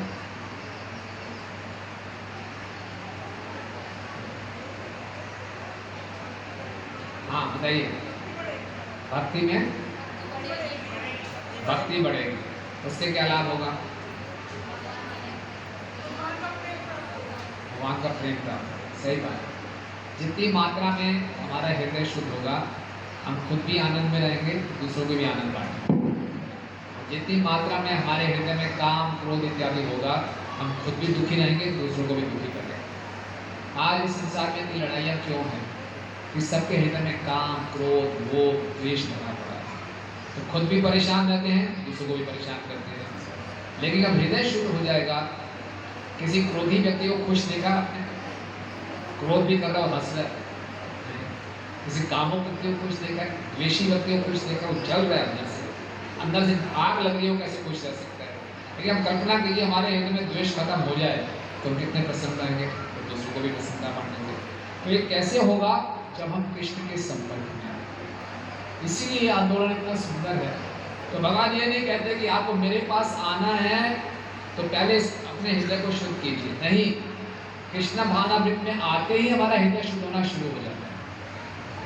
हम सब इस संसार में सुंदर दिखना चाहते हैं, तभी आजकल इतने ब्यूटी पार्लर्स हैं, लोग जाते हैं। पहले खाली स्त्रियां लोग जाती थी ब्यूटी पार्लर में, अब पुरुष लोग भी जाते हैं। और बहुत से ऐसे क्लिनिक हैं, हम तो अपना बाल कटवा देते हैं, कई लोगों के बाल उड़ जाते हैं, जबरदस्ती बाल लगवाते हैं। एक एक बाल की कीमत 25,000 रुपये बताया जाता है, एक बाल लाने के लिए। बहुत से इंजेक्शन्स लगाए जाते हैं, लोग सुंदर दिखना चाहते हैं। तो प्रभुपाद जी की एक शिष्या है जिसका नाम है रुक्मिणी देवी जी। तो जो दीक्षा लेने लगी थी तो उनकी आयु केवल 17 वर्ष की थी। तो प्रभुपाद जब उसको जब माला देने की दीक्षा के लिए बोला, आपका नाम है रुक्मिणी देवी, उसको देखा तो प्रभुपाद की आंखें बड़ी बड़ी हो गई। Oh you are so beautiful, आप इतनी सुंदर है। तो प्रभुपाद उनको माला दी, बोले अब आपको हृदय से सुंदर बनना है। तो रुक्मिणी माता जी कहते हैं कि ये जो प्रभुपाद की लाइन थी, आपको हृदय से सुंदर बनना है, ये मेरे जीवन का मिशन बन गया। तो हम सबके भी मिशन लाइफ का ये होना चाहिए कि हमें हृदय से सुंदर बनना है। बाहर की सुंदरता तो कुछ समय तक है, जब तक ये शरीर यौवन अवस्था में सुंदर दिखेगा, लेकिन बुढ़ापा तो आएगा ही आएगा। हम जितना बड़ी प्रयास करें बुढ़ापे को रोकने का, हम रोक नहीं पाएंगे, शरीर सुंदर नहीं रहेगा। लेकिन अगर हृदय सुंदर है तो चाहे शरीर में रोग भी क्यों ना हो, तब भी हम प्रसन्न रहेंगे और दूसरों को भी प्रसन्नता मांगेंगे। हृदय सुंदर नहीं है, चाहे हम जितनी बड़ी सुख सुविधाएं इकट्ठी कर लें, खुद भी परेशान रहेंगे, दूसरों को भी परेशान करेंगे। हिरण्यकशिपु कितनी सुविधाएं इकट्ठी कर ली, पूरे ब्रह्मांड के राजा बन गए, लेकिन हृदय सुंदर नहीं था, हमेशा दुखी रहे। प्रहलाद महाराज छोटे बच्चे थे, कोई शक्ति नहीं थी, लेकिन भक्ति की शक्ति थी, हृदय बहुत सुंदर था, इतनी परेशानियों में भी परेशान नहीं हुए, हमेशा आनंद में रहे। तो इसलिए ये जो हमारा आंदोलन है, ये हमें हृदय से सुंदर बनाने के लिए, ठीक है। कितने लोग बनना चाहेंगे सुंदर, वास्तव में सुंदर, ओके। तो हृदय शुद्ध करना है। हृदय शुद्ध कैसे होगा? हमेशा कृष्ण के संपर्क में रहें, अपने जीवन को इस ढंग से ढालें कि कभी कृष्ण को भूले नहीं। अभी जो जन्माष्टमी का महोत्सव आ रहा है, इसका मुख्य उद्देश्य क्या है? भगवान क्यों आते हैं संसार में? भगवान इसलिए संसार में आते हैं ताकि हमारा भगवान के प्रति आकर्षण बढ़े। जब भगवान के प्रति आकर्षण बढ़ेगा तो हमेशा भगवान का स्मरण करेंगे, और जब भगवान का स्मरण करते करते केवल हृदय में भगवान ही रहेंगे तो भगवान के धाम वापिस जाएंगे। इसीलिए हर जन्माष्टमी में याद दिलाना चाहिए अपने आप को, कितना मैंने हृदय को शुद्ध किया, कितना कृष्ण के प्रति आकर्षण करा। पूतना जैसी डायन, उसको देखिए, आगे हम चर्चा करेंगे उसको क्या गति प्राप्त होती है। भगवान ने उसकी सारी गंदगी बाहर निकाल ली, जहर पड़ा हुआ था, बच्चों के प्रति इतना द्वेष था, सब बाहर निकाल दिया। कोई भी भगवान के पास जाता है, भगवान का एक नाम है हरि, जो हमारे सारे अमंगलों को हर लेते हैं और प्रेम प्रदान करते हैं। कोई है ऐसा? हमारे अमंगल, हमारी गंदगी को हर ले और हमें अच्छाई दे, ये कृष्ण है। कहाँ पूतना, कहाँ कृष्ण, और देखिए क्या आदान प्रदान होगा। भगवान ने देखा कि मैंने इसका दूध पिया है, हालांकि इसकी मंशा ठीक नहीं थी, इसका उद्देश्य गलत था, लेकिन इसका रवैया ठीक था। रवैया क्या बोले? इसका बाहरी व्यवहार ठीक था, नकल मार रही थी, चलो नकल मारिए तभी पूरे नंबर दे दूंगा। भगवान को मूर्ख नहीं बनाया उसने, भगवान समझिए मेरा वध करने आई है, भगवान ने उसका उद्धार कर दिया। भगवान ने उसका वध नहीं किया, उसका उद्धार कर दिया। गर्भ संहिता में वर्णन आता है, जब पूतना के प्राण निकाल लिए तो एक बहुत सुंदर रत्न जड़ित 100 घोड़ों वाला एक सुंदर रथ आया, और उस रथ में बैठ के पूतना भगवान के धाम चले गए। कहाँ वो कंस की सेविका थी, कंस की सेविका रहती तो नरक में ही जाती, लेकिन उसको वृंदावन में भेज दिया कृष्ण के वध के लिए, भगवान ने उसका उद्धार कर दिया। हम सबका भी ऐसे उद्धार हो सकता है। ये कथा हमारे उत्साह बढ़ाने के लिए है। अगर हम भगवान की शरण में जाते हैं, अपने आप को भगवान को समर्पित करते हैं, तो क्या होगा? यहाँ पे आगे जाके वर्णन आएगा कि बहुत सुंदर बताया जाएगा। शुद्धदेव गोस्वामी बताएंगे कि पूतना लोक बालाग्नि राक्षसी रघुराशिना जिंघास्यपि हर्ये स्थानम दत्त वापस सद्गतिम किम पुनः शतया भक्त्या कृष्णाय परमात्मने यद इच्छन्त्यतमं किम नु रक्तांतं मंत्रो यथा। पूतना सदा ही मानव शिष्यों के खून की प्यासी रहती थी और इसी अभिलाषा से कृष्ण को मारने आई थी, किंतु कृष्ण को स्तनपान कराने से उसे सर्वोच्च पद प्राप्त हो गया। तो भला उसके विषय में क्या कहा जाए, जिनमें माताओं के रूप में कृष्ण के लिए सहज भक्ति तथा स्नेह था, जिन्होंने अपना स्तनपान कराया, जो कोई अत्यंत प्रिय वस्तु भेंट की थी, जैसे कि माताएं करती रहती हैं। पूतना ने तो द्वेष से कृष्ण को क्या दिया था? जहर दिया था, और भगवान ने उसको क्या स्तर दे दिया? माँ का स्तर दे दिया। पूतना को बताया जाता है भगवान के धाम में वो धात्री बनी। धात्री नर्स बोलते हैं ना, यशोदा मैया की वो सहायता करती है, वो बने। पहलाने आई थी विष, लेकिन भगवान ने उसको माँ का स्तर दे दिया। 7 प्रकार की माताओं में धात्री भी एक माता होती है। तो सुखदेव गोस्वामी जी कह रहे हैं, हम सब भी सोचें, पूतना डायन थी, अगर एक साधारण व्यक्ति भगवान के पास जाएगा उसका क्या होगा? साधारण व्यक्ति छोड़ो, अगर कोई भक्त जाएगा भगवान के पास तो क्या होगा? भक्त छोड़ो, अगर कोई प्रेमी भक्त जाएगा तो भगवान उसको क्या करेंगे? पूतना ने तो जहर दिया। जहर देख के अगर हम अपनी प्रिय वस्तु भगवान को अर्पण करेंगे तो क्या होगा? प्रिय से प्रियतर वस्तु भगवान को अर्पण करेंगे तो क्या होगा? और प्रियतम वस्तु देंगे तो क्या होगा? पूतना ने तो कृष्ण को दिया। तो हमारे आचार्य बता रहे हैं अगर भगवान किसी देवी देवता को देते तब भी उद्धार हो जाता है, भगवान ने किसी अवतार को देते तब भी उद्धार हो जाता है, जो स्वयं भगवान कृष्ण को देंगे तो क्या होगा। आप सोचें, तो हम यहाँ इस्कॉन आंदोलन में हैं, भक्ति भावना से अगर हम राधा मदन गोपाल जी को कुछ अर्पण करेंगे तो क्या होगा।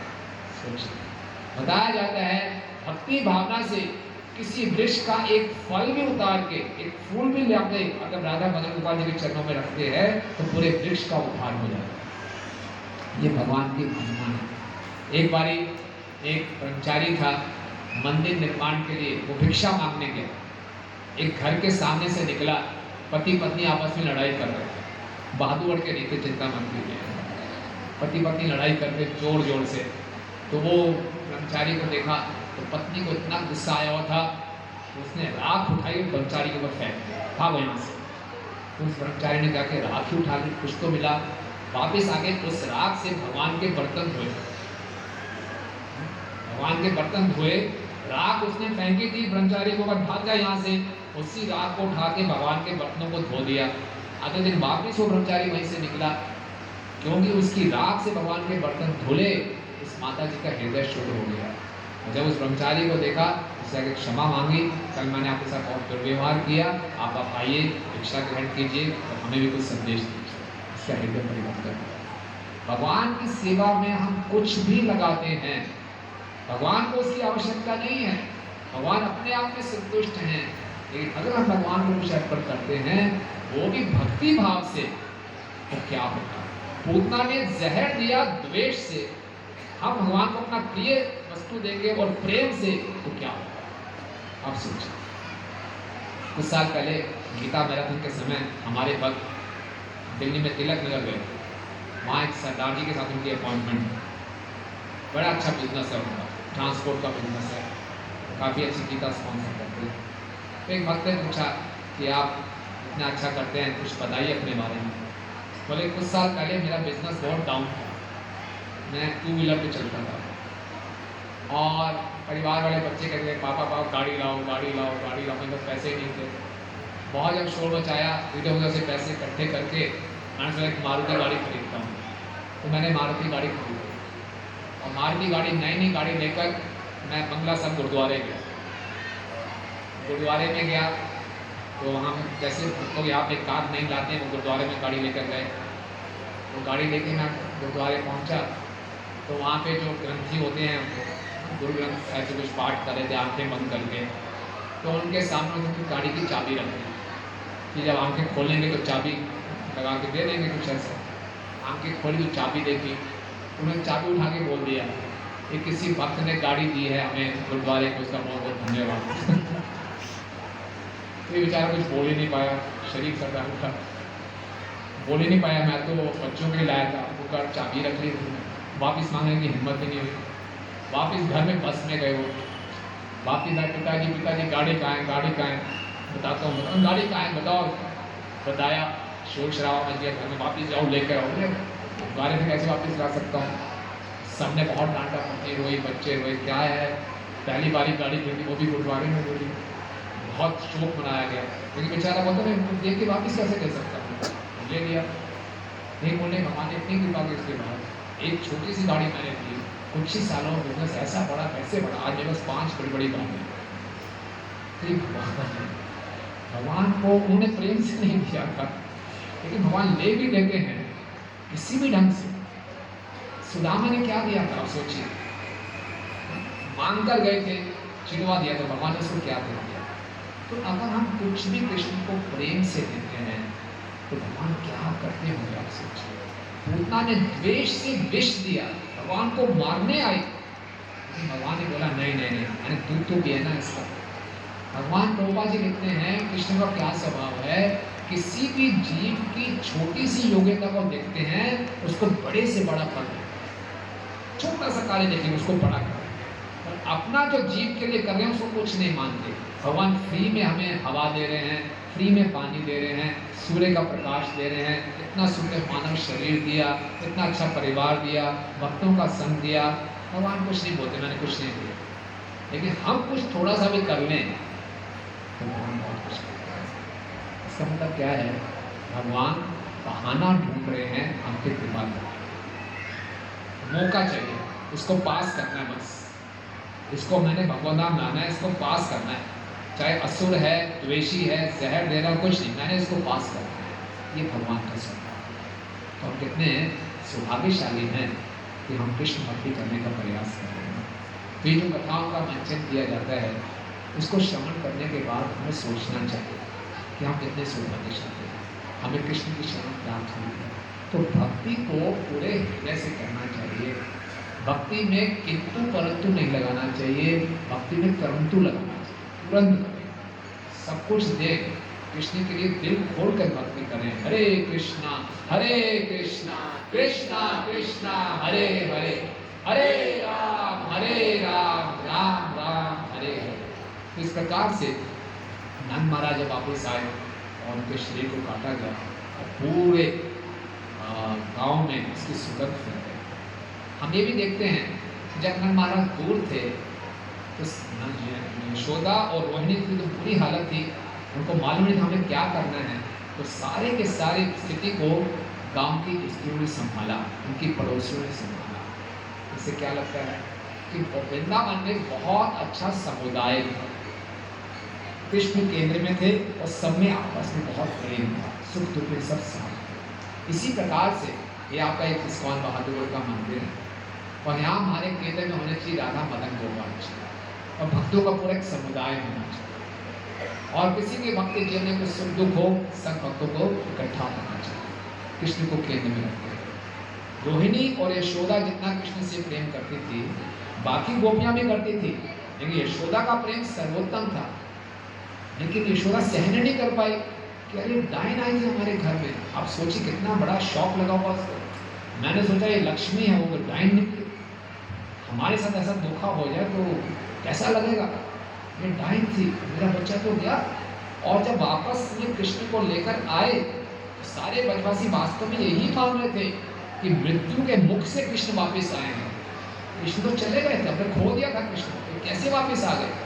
एक किसी मरे हुए व्यक्ति को वापस जीवित देखने कितनी प्रसन्नता होगी, तो सारे ब्रजवासियों को ऐसा लग रहा था। तो पूरा एक समुदाय था। इसीलिए हम जो भक्ति करते हैं, हम सबको एक दूसरे की संग की आवश्यकता है, एक दूसरे की मदद की आवश्यकता है और एक दूसरे से मदद मांगने में, सहयोग मांगने में हमें संकोच नहीं करना चाहिए। ना देने में संकोच करना चाहिए, ना लेने में संकोच करना चाहिए। ये हमारा एक परिवार है और ये परिवार में आपस में मैत्री और प्रेम तभी रहेगा जब हम केंद्र में क्या रखेंगे? कृष्ण। तो पूरे ब्रज में कृष्ण केंद्र में थे, इस कारण से इस स्थिति को बचा पाए। वापिस जब कृष्ण आए, नंद महाराज ने कृष्ण को बहुत प्रेम किया, उनके सिर को सूंघा और वास्तव में ये सोचा कि ये बालक तो हाथ से निकल गया था, मृत्यु के मुख से वापिस। अब इसके बारे में बताया गया है कि जो इस कथा को सुनेगा, आप में से कितने लोगों ने इस कथा को सुना प्रेम से? सुनिए, जो कोई भी भगवान कृष्ण द्वारा पूतना के मारे जाने के विषय में श्रद्धा तथा भक्ति पूर्वक श्रवण करता है और कृष्ण की ऐसी बाल लीलाओं के सुनने में अपने को लगाता है, उसे निश्चय ही आदि पुरुष रूप गोविंद के प्रति अनुरक्ति प्राप्त होती है। हरि बोल।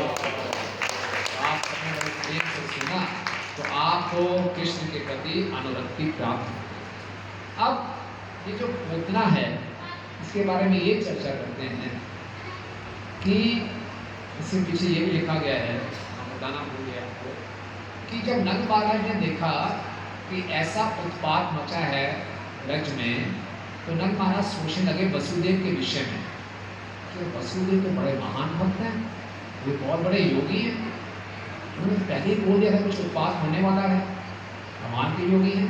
पहले ऐसे नहीं थे, हम तो इसको साधारण मानते थे। तो नंद महाराज इतने सरल थे, वो वैश्य हैं, और जो वसुदेव है वो क्षत्रिय है। वसुदेव को मालूम था मथुरा में रहकर कि कंस किस प्रकार के तोड़ मरोड़ कर रहा है, किस प्रकार की चालें चल रहा है, इसलिए वसुदेव ने अंदाजा लगाया था कुछ ना कुछ गड़बड़ जरूर होगी। लेकिन नंद सोच रहे हैं ये तो वसुदेव तो भविष्य को भी देख सकते हैं, ये तो बहुत बड़े योगी व्यक्ति हैं, उसका गुणगान करने लगे, तो उनकी सरलता है। तो आप बताया जाता है हमारे शास्त्रों में कि पूतना की ऐसी गति क्यों हुई। बताया जाता है कि पूतना पिछले जन्म में कौन थी? बलि महाराज की बहन थी। कई जगह बलि महाराज की पुत्री बताया गया है, कई जगह बलि महाराज की बहन बताया गया है, और उनका नाम था रत्नमाला। और जब वामन देव जी बलि महाराज के पास आए थे छोटे से ब्राह्मण के रूप में, इतने सुंदर थे, तो रत्नमाला के हृदय में ये बात आई थी कि मैं ऐसे छोटे बालक को स्तनपान बनाऊं। भगवान ने वो इच्छा नोट कर ली। भगवान हम सबके हृदय में है, हमें बहुत सावधान होना चाहिए हमारे हृदय में कौन सी इच्छाएं आ रही हैं। भगवान ने इच्छा नोट करी, अच्छा जी आप मेरे को स्तनपान कराना चाहते हैं, नोटेड। फिर भगवान ने बलि महाराज द्वारा 3 पग जमीन दे दो। बलि महाराज ने कहा यार ज़्यादा मांगो, छोटे से बालक हुआ, जितना छोटा आपका आकार है उतनी छोटी बुद्धि है। बलि महाराज वामन देव ने बोला जिसकी मन और इंद्रियां संयम में है वो हमेशा संतुष्ट रहेगा, जिसकी मन इंद्रियां संयम में नहीं है कुछ भी मिल जाए वो संतुष्ट नहीं रहेगा। ठीक है आप ये ले लीजिए। देखते हम जानते हैं पहले 2 कदम में ही पूरे ब्रह्मांड को नाप दिया, तीसरा कदम रखने की जगह नहीं थी। बोला लो तीसरा कदम कहाँ रखूँ, आपने वचन को पूरा नहीं कर पाए। तो बलि महाराज को वामन देव ने बहुत प्रताड़ित किया, बहुत उनका अपमान किया, उनको रस्सी से बांध दिया। जब ये उनकी बहन ने देखा तो बड़ा क्रोध किया, मुझे ऐसे बालक को जो धोखा किया मेरे भाई के साथ, मैं भी इसके साथ धोखा करूँ, इसको मैं जहर पिलाऊँ। भगवान बोले ये भी नोट कर लेता हूँ, दूध भी पिलाना और जहर भी पिलाना। तो भगवान सब नोट कर लेते हैं।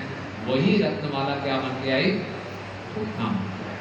भगवान ने उनको दूध भी पिलाया और उन्हें भगवान को जहर भी पिलाया। भगवान ये भी स्वभाव है, इतने कृपालु हैं भगवान कि भगवान ने ये स्वीकार किया कि मैंने दूध पिया है, जहर तो कोई बात नहीं। भगवान भक्तों के गुणों को स्वीकार करते हैं, भक्तों के अवगुणों को नहीं। कहीं आपको और वर्णन आता है भागवतम में, कहाँ भगवान ने भक्तों के ऊपर विशेष कृपा की, जिस प्रकार से पूतना के ऊपर कृपा की, ऐसा वर्णन आपको याद आता है?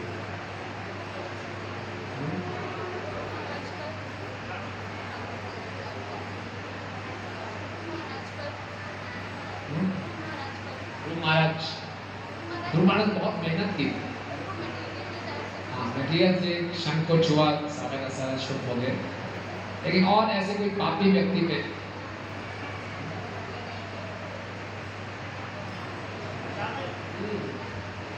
अजामिल का काम जानते हैं। ब्राह्मण था, उसका पतन हो गया, वैश्य के चक्कर में फंस गया। अपने 88 वर्ष की उम्र में एक बच्चा हुआ, उसका नाम नारायण रख दिया। नारायण नारायण नारायण पुकारता था। अंतिम समय में नारायण को पुकारा, भगवान को नहीं पुकारा था, अपने बेटे को पुकार रहा था। बड़ी असहाय अवस्था में पुकार रहा था, बड़ी चिंता से पुकार रहा था, हृदय से पुकार रहा था। भगवान जानते हैं मुझे नहीं पुकारा, अपने बेटे को पुकार रहा है, फिर भी भगवान ने अपने पुत्र को भेज दिया। पूतना की वेशभूषा भक्त वाली थी, हृदय भक्त वाला नहीं था। अजामिल का नाम भगवान वाला था, भगवान को नहीं पुकारा था, फिर भगवान ने भेज दिया। लेकिन भगवान बहाना ढूंढ रहे। इसी ढंग से गजेंद्र एक पशु है, पिछले जन्म में वो राजा इंद्रद्युम्न थे और उनको अगस्त्य मुनि ने शाप दे दिया कि आप हाथी बन जाए। हम जानते हैं गजेंद्र अपनी हथनियों के साथ पिकनिक में निकले थे, एक झील में स्नान कर रहे थे। बहुत शक्तिशाली थे गजेंद्र, पूरे जंगल के राजा थे, सिंह भी उनसे डरते थे। और पानी के अंदर मगरमच्छ ने उनका पाँव पकड़ लिया। गजेंद्र ने सोचा इसको मैं ऐसे छोड़ा दूंगा, हटिया उठा नहीं। 1000 वर्ष तक युद्ध चलता रहा, सारे के सारे हाथी दूर हो गए, सारी हथनियाँ दूर हो गई, कोई उनकी सहायता नहीं कर पाया। जब गजेंद्र बिल्कुल असहाय अवस्था में हो गए, भगवान उनके हृदय में बैठे गए। सर्वस्य चाहम हृदय सन्निविष्टो, ये भगवान है। भगवान ने उनको अपना पिछला जन्म याद दिलाया, जो पिछले जन्म में तुमने प्रार्थनाएं की थी, उन्होंने प्रार्थनाएं बोलनी शुरू की। गजेंद्र ने प्रार्थना में भगवान को नहीं पुकारा, उन्होंने कुछ गुणों का वर्णन किया। वो जो सर्वशक्तिशाली है, जो सृष्टि के रचयिता है, जो कण कण में बसे हुए हैं, जो भूत भविष्य वर्तमान सब जानते हैं, सारे भगवान के गुणों का वर्णन किया। ये नहीं बताया वो कौन है, जैसे कई बार हम सर्टिफिकेट देना, टू हुम से ओवर इट मे कंसर्न, जिसके लिए भी हो, मेरी प्रार्थनाएं किसके लिए मुझे मालूम नहीं, बस ये है। तो उसमें भगवान भी आ गए, देवता भी आ गए। कुछ गुण देवताओं के अंदर भी थे। देवता भी चाहते तो गजेंद्र की रक्षा कर सकते थे, लेकिन देवता को अहंकार था, हमें तो पुकारा नहीं, हम तो जाए। भगवान ने नहीं सोचा मुझे नहीं पुकारा, भगवान ने गुणों का वर्णन किया, वो मुझसे मिलते हैं, मुझे पुकारा नहीं है, मैं इसकी मदद करूँ। तो 3 केस स्टडीज हो गई। पूतना का बाहरी रूप भक्तों वाला था, हृदय दाएं वाला था। अजामिल का नाम मिलता था, बेटे का नाम पुकारा, भगवान ने सोचा मुझे, भगवान को मालूम मुझे नहीं पुकारा, फिर भी कृपा की। गजेंद्र गुण मिलते थे, व्यक्ति नहीं मिलता था। तो देखिए किसी भी ढंग से इन तीनों केसों में क्या नाम चल रहा है कि भगवान बहाना ढूंढ रहे हैं काफी पुकार। अगर हम जानते हुए भगवान को पुकारेंगे, नाम मदन गोपाल जी है, कृष्ण का नाम है, तो खाली वेशभूषा से नहीं, अंदर से भक्ति से भगवान को जो अर्पण कर सकते हैं करेंगे, भगवान के जानते हुए भगवान के गुणों का गुणगान करेंगे, तो भगवान कैसे रेसिप्रोकेट करेगा। सोचिए, अनजान में किसी ने भगवान का नाम ले लिया, अनजाने में भगवान के गुणों का गुणगान कर लिया, अनजाने में भगवान ने कुछ दे दिया, तो भगवान ने इतना कुछ कर दिया, उसको मां का स्तर दे दिया। जो पूरे ज्ञान में भक्ति और श्रद्धा के साथ करेंगे उसका क्या होगा। इसलिए हम इस भक्ति के आंदोलन में हैं, हमें पूरी श्रद्धा और भक्ति के साथ जो भी कार्य करें उसको करना चाहिए। समझे। अब ये पूतना हमारे आचार्य मखनू ठाकुर जी बताते हैं कि जितने भी वृंदावन में भगवान ने असुरों का वध किया, वो एक साधक के हृदय की गंदगी को बताते हैं, उसके अनर्थों को बताते हैं। भक्ति में हम जब आगे बढ़ते हैं, भक्ति में आगे बढ़ने की जो मुख्य बाधाएं हैं वो हमारे अनर्थ। अनर्थ मतलब जिसका कोई अर्थ नहीं है, यानी कि हमारी भौतिक इच्छा। हमें मालूम है कि भक्ति करते हुए हमें भौतिक इच्छाएं नहीं रखनी चाहिए, फिर भी वो हृदय से जाती नहीं है, भौतिक इच्छाएं बनी रहती हैं और भक्ति भी कर रहे हैं। क्योंकि भौतिक इच्छाएं हैं इसलिए भक्ति को पूरे हृदय से नहीं करते। डर लगता है भौतिक इच्छाओं को छोड़ते हुए, हमें लगता है ये भौतिक इच्छाएं मेरे सुख का कारण बनेगी, लेकिन भौतिक इच्छाओं को क्या बताया गया है, अनर्थ, जिसका कोई अर्थ नहीं है, जीरो वैल्यू है, बल्कि हमारी भक्ति को हमें पीछे लेके आती हैं। और ये हमारी बहुत बड़ी बाधा है। इससे छुटकारा कैसे किया जाए, तो मखनू ठाकुर कहते हैं जो कृष्ण की लीलाओं को हम श्रवण करते हैं, इन लीलाओं का श्रवण करने के बाद हमें भगवान से प्रार्थना करनी चाहिए। पूतना मोक्ष कौन से अनर्थ को दिखाता है, हमारे अंदर का जो अनर्थ है झूठा गुरु बनने का, झूठे गुरु, फॉल्स गुरु, झूठा गुरु जो हम बनते हैं उसका अनर्थ है। झूठे गुरु कौन होते हैं, जो नाटक करते हैं, ढोंग करते हैं गुरु बनने का, उल्टा सीधा ज्ञान देते हैं, वो झूठे गुरु हैं। तो पूतना नवजात शिशुओं का वध करते थे, तो झूठे गुरु भी क्यों होते हैं, जो भक्ति में नवजात हैं, अब ये भी भक्ति करनी शुरू की, उनको भ्रमित कर देते हैं। तो हमारे अंदर ये टेंडेंसी है, धोखा देने की जो प्रवृत्ति है, हमें ज्ञान होता कम है, दिखाते ज़्यादा है, ये झूठा गुरु बनने के लक्षण है। अपने आप को कई बार गुरु से भी श्रेष्ठ मानना शुरू कर देते हैं, ये झूठा गुरु बनने के लक्षण है। तो हमें प्रार्थना करनी चाहिए इससे भी छुटकारा मिले। और सबसे बड़ा झूठा गुरु है हमारा मन। हम मन को अपना शिक्षा गुरु मानते हैं, गूगल को अपना शिक्षा गुरु मानते हैं, और आजकल चैट जीपीटी को शिक्षा गुरु मानते हैं। इसमें हम फंसे रहते हैं। मन को हम इतनी वैल्यू देते हैं, जो मन कहेगा हम करेंगे।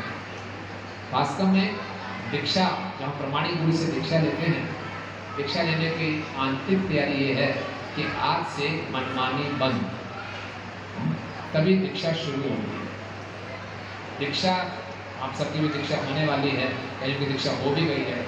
दीक्षा केवल एक दिन का यज्ञ नहीं है, यज्ञ में बैठ के दीक्षा होगी, नहीं। दीक्षा की असली तैयारी है कि आज से मैं मनमानी नहीं करूँगा, क्योंकि या तो गुरु की सुनेंगे या मन की सुनेंगे।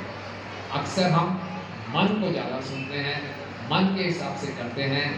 तो पूर्णावत सुनने के बाद मदन गोपाल से प्रार्थना करनी है कि मैं अब मनमानी करना बंद करूँ, अपने मन की शरण में मैं रहता हूँ, मन मेरा इतना डिस्ट्रैक्टेड रहता है, इतना परेशान, कभी ये कभी वो कभी ये कभी वो। आज मैं कहता हूँ मैं ये करूँगा, कल मैं कहता हूँ मैं ये करूँगा, तो मैं ये करूँगा, तो मैं ये करूँगा, हमेशा परेशान। और जब हमारा स्मार्टफोन हमारा असुर है साथ में, वो तो हमारे मन को और भ्रमित कर देता है। इसीलिए ये जो भगवान की कथाएं हैं, ये हमें शिक्षा दे रही हैं कि झूठा गुरु नहीं बनना, झूठे गुरु की शरण में नहीं जाना। सबसे बड़ा झूठा गुरु है हमारा मन। हमें अपना ये मनुष्य जीवन चलाना है गुरु साधु शास्त्र के अनुसार, मन के अनुसार नहीं। हमारे जी महाराज कहा करते हैं, जो मन की सुनेगा वो निश्चित रूप से नर्क में जाएगा, जो गुरु साधु शास्त्र सुनेगा वो निश्चित रूप से गोलोक धाम जाएगा। इसीलिए उतना का मतलब ठीक है। उतना में हमने चर्चा की कैसे उतना की बड़ी डायन थी, कंस ने उसको भेजा था, सुंदर स्त्री बनकर आई। भगवान को कोई धोखा नहीं दे सकता, पूरे संसार को कोई धोखा दे सकता है, भगवान को कोई धोखा नहीं दे सकता। भगवान तुरंत पहचान गए, भगवान ने उसका दूध पान भी किया, साथ साथ उसका जहर भी निकाल दिया, उसके सारे अवगुणों को निकाल दिया। हम जैसे ही भगवान के स्पर्श में आते हैं, हमारी सारी गंदगी बाहर हो जाती है। और भगवान इतने कृपालु हैं, ऐसी डायन जो उनको मारने आई थी, भगवान ने केवल माफ ही नहीं किया, चलो माफ कर दिया, नहीं नहीं नहीं, माफ ही नहीं किया, उसको अपनी माँ का स्तर दे दिया। आप सोचिए कितने भगवान की विशेष कृपा है, कितने भगवान दयालु हैं।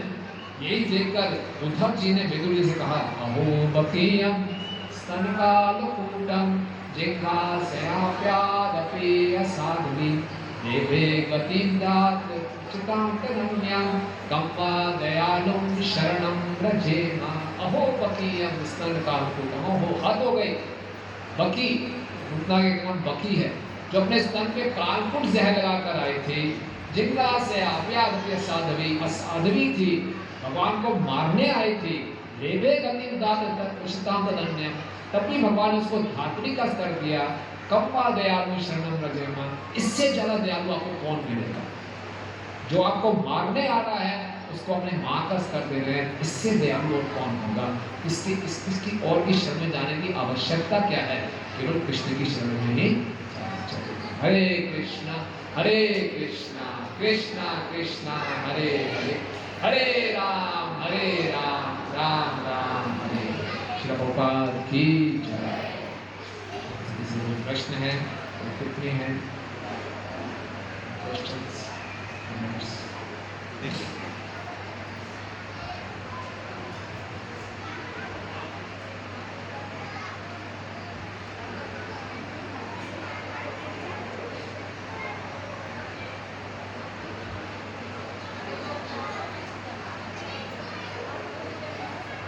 कोई प्रश्न है या प्रसाद है? बहुत बहुत धन्यवाद जी आपका, बहुत सुंदर आपने श्रीमद् भागवतम से बताया। तो जी मेरा प्रश्न था कि जैसे ब्रज में जैसे पूतना आई और कई सारे बच्चों को मारा भी, तो जैसा लगता है कि ब्रज का कुछ नहीं बिगाड़ पाए, तो ब्रज के बच्चों को कैसे हाथ लगा पाई है, उनको कैसे छू पाए? उसने शुरुआत की थी वहाँ से। उसका पहला जो शिकार था जिसे वहाँ आए थे कृष्ण के पास है, इसलिए भगवान को गुस्सा आया कि आप ब्रज में बच्चों का वध करने आए हो, छोड़ो। ब्रज में किसी बच्चे का वध नहीं कर पाए हमारे आचार्य गण ने। और बोले जहाँ पे कृष्ण के नाम का गुणगान होता है वहाँ कुछ नहीं हो सकता, वहाँ जहाँ कृष्ण है गोकुल में वहाँ कैसे कुछ होगा? इसको कुछ नहीं करता।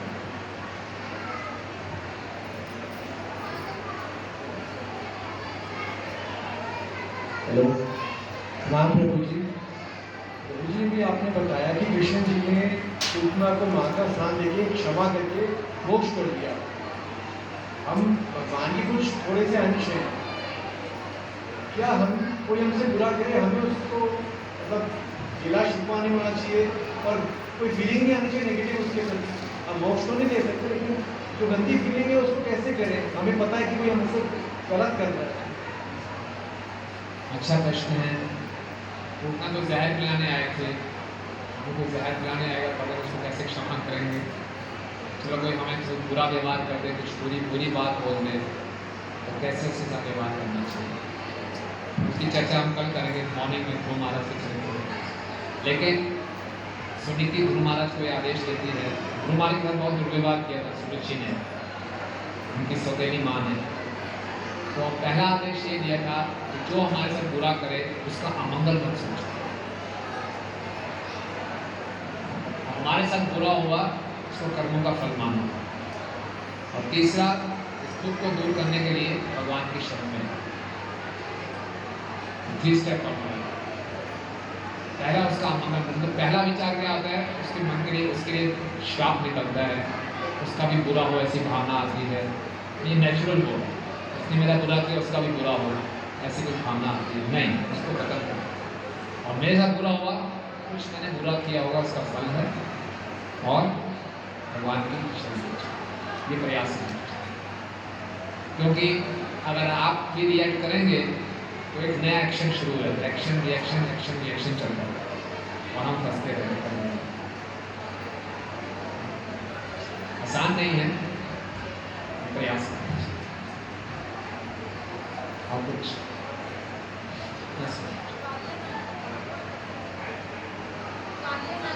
कालिया भी बहुत बड़ी कृपा थी। यस, कालिया भी डिजर्व नहीं करता था, जहर से भरा हुआ था, भगवान ने उसमें चरण स्पर्श करा। और कुछ ठीक है।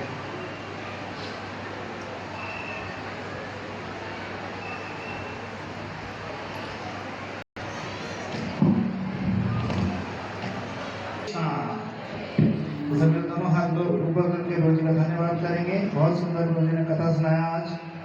आज प्रथम दिवस था और एक मधुर लीला उठनावत, और कल भी और बाले लीलाओं का रोजी वर्णन करेंगे अपने मुखारबिंद से। हमारा सौभाग्य है कि रोजी इतना समय निकाल के अपने बिजनेस शेड्यूल से पंजाब इत्यादि अनेक जगह भ्रमण करते हुए रोजी काफ़ी सारे सेमिनार्स में रहते हैं, परंतु फिर भी रोजी समय निकाल के आए यहाँ पर। हम धन्यवाद करने के लिए वे हृदय के अंतःकरण से रोजी का धन्यवाद करेंगे हरे कृष्ण महामंत्र के द्वारा। हरे कृष्णा कृष्णा कृष्णा हरे राम राम राम हरे हरे। ऐसा लग रहा सबको भूख लग रही है। जोर से बोलिए, मैं जोर से हरे कृष्णा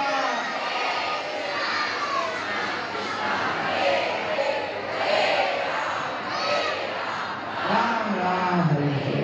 इसे रुक्मिणी किशोर जी की धन्यवाद की।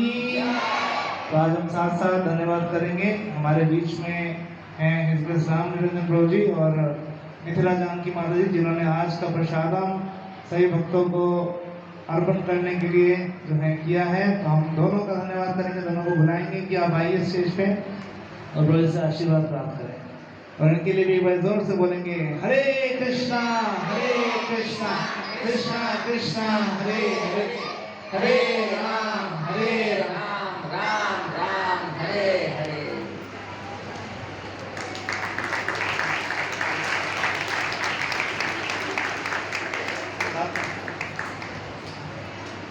हरि बोल हरि बोल हरि बोल। और साथ जो है वीना माता जी जो है यहाँ पर आई हैं, तो हम उनका भी स्वागत करते हैं। प्रभु से रिक्वेस्ट करते हैं कि प्रभु जी उनको भी जो है माला दे सकते हैं और आशीर्वाद दे सकते हैं। तो इनके लिए भी धन्यवाद करते हैं। बहुत ही विशेष सेवाएं करती हैं माता जी और भगवान की सेवा में नित्य लगी रहती हैं। और नित्य प्रति बहुत दूर से ऑलमोस्ट 25 किलोमीटर्स कुलतमपुरा से जो है आते हैं और वहाँ पर दर्शन करने, भक्तों का संग प्राप्त करने, इस प्रकार से जो है नित्य प्रति भगवान की सेवा में लगी रहती है। इनका भी धन्यवाद करते हैं। जोर से हरे कृष्ण महामंत्र बोल के हरे कृष्णा कृष्णा कृष्णा हरे हरे, हरे राम राम राम हरे हरे। श्री प्रभु की गौर भक्त वृंद की बधाई, गौर ब्रह्मानंदे।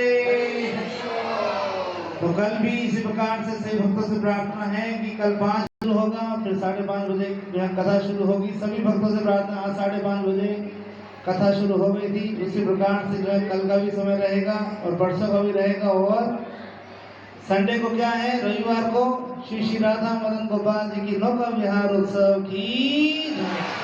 तो सबसे निवेदन है कृपया करके जो है आइए और इस अवसर का पूरा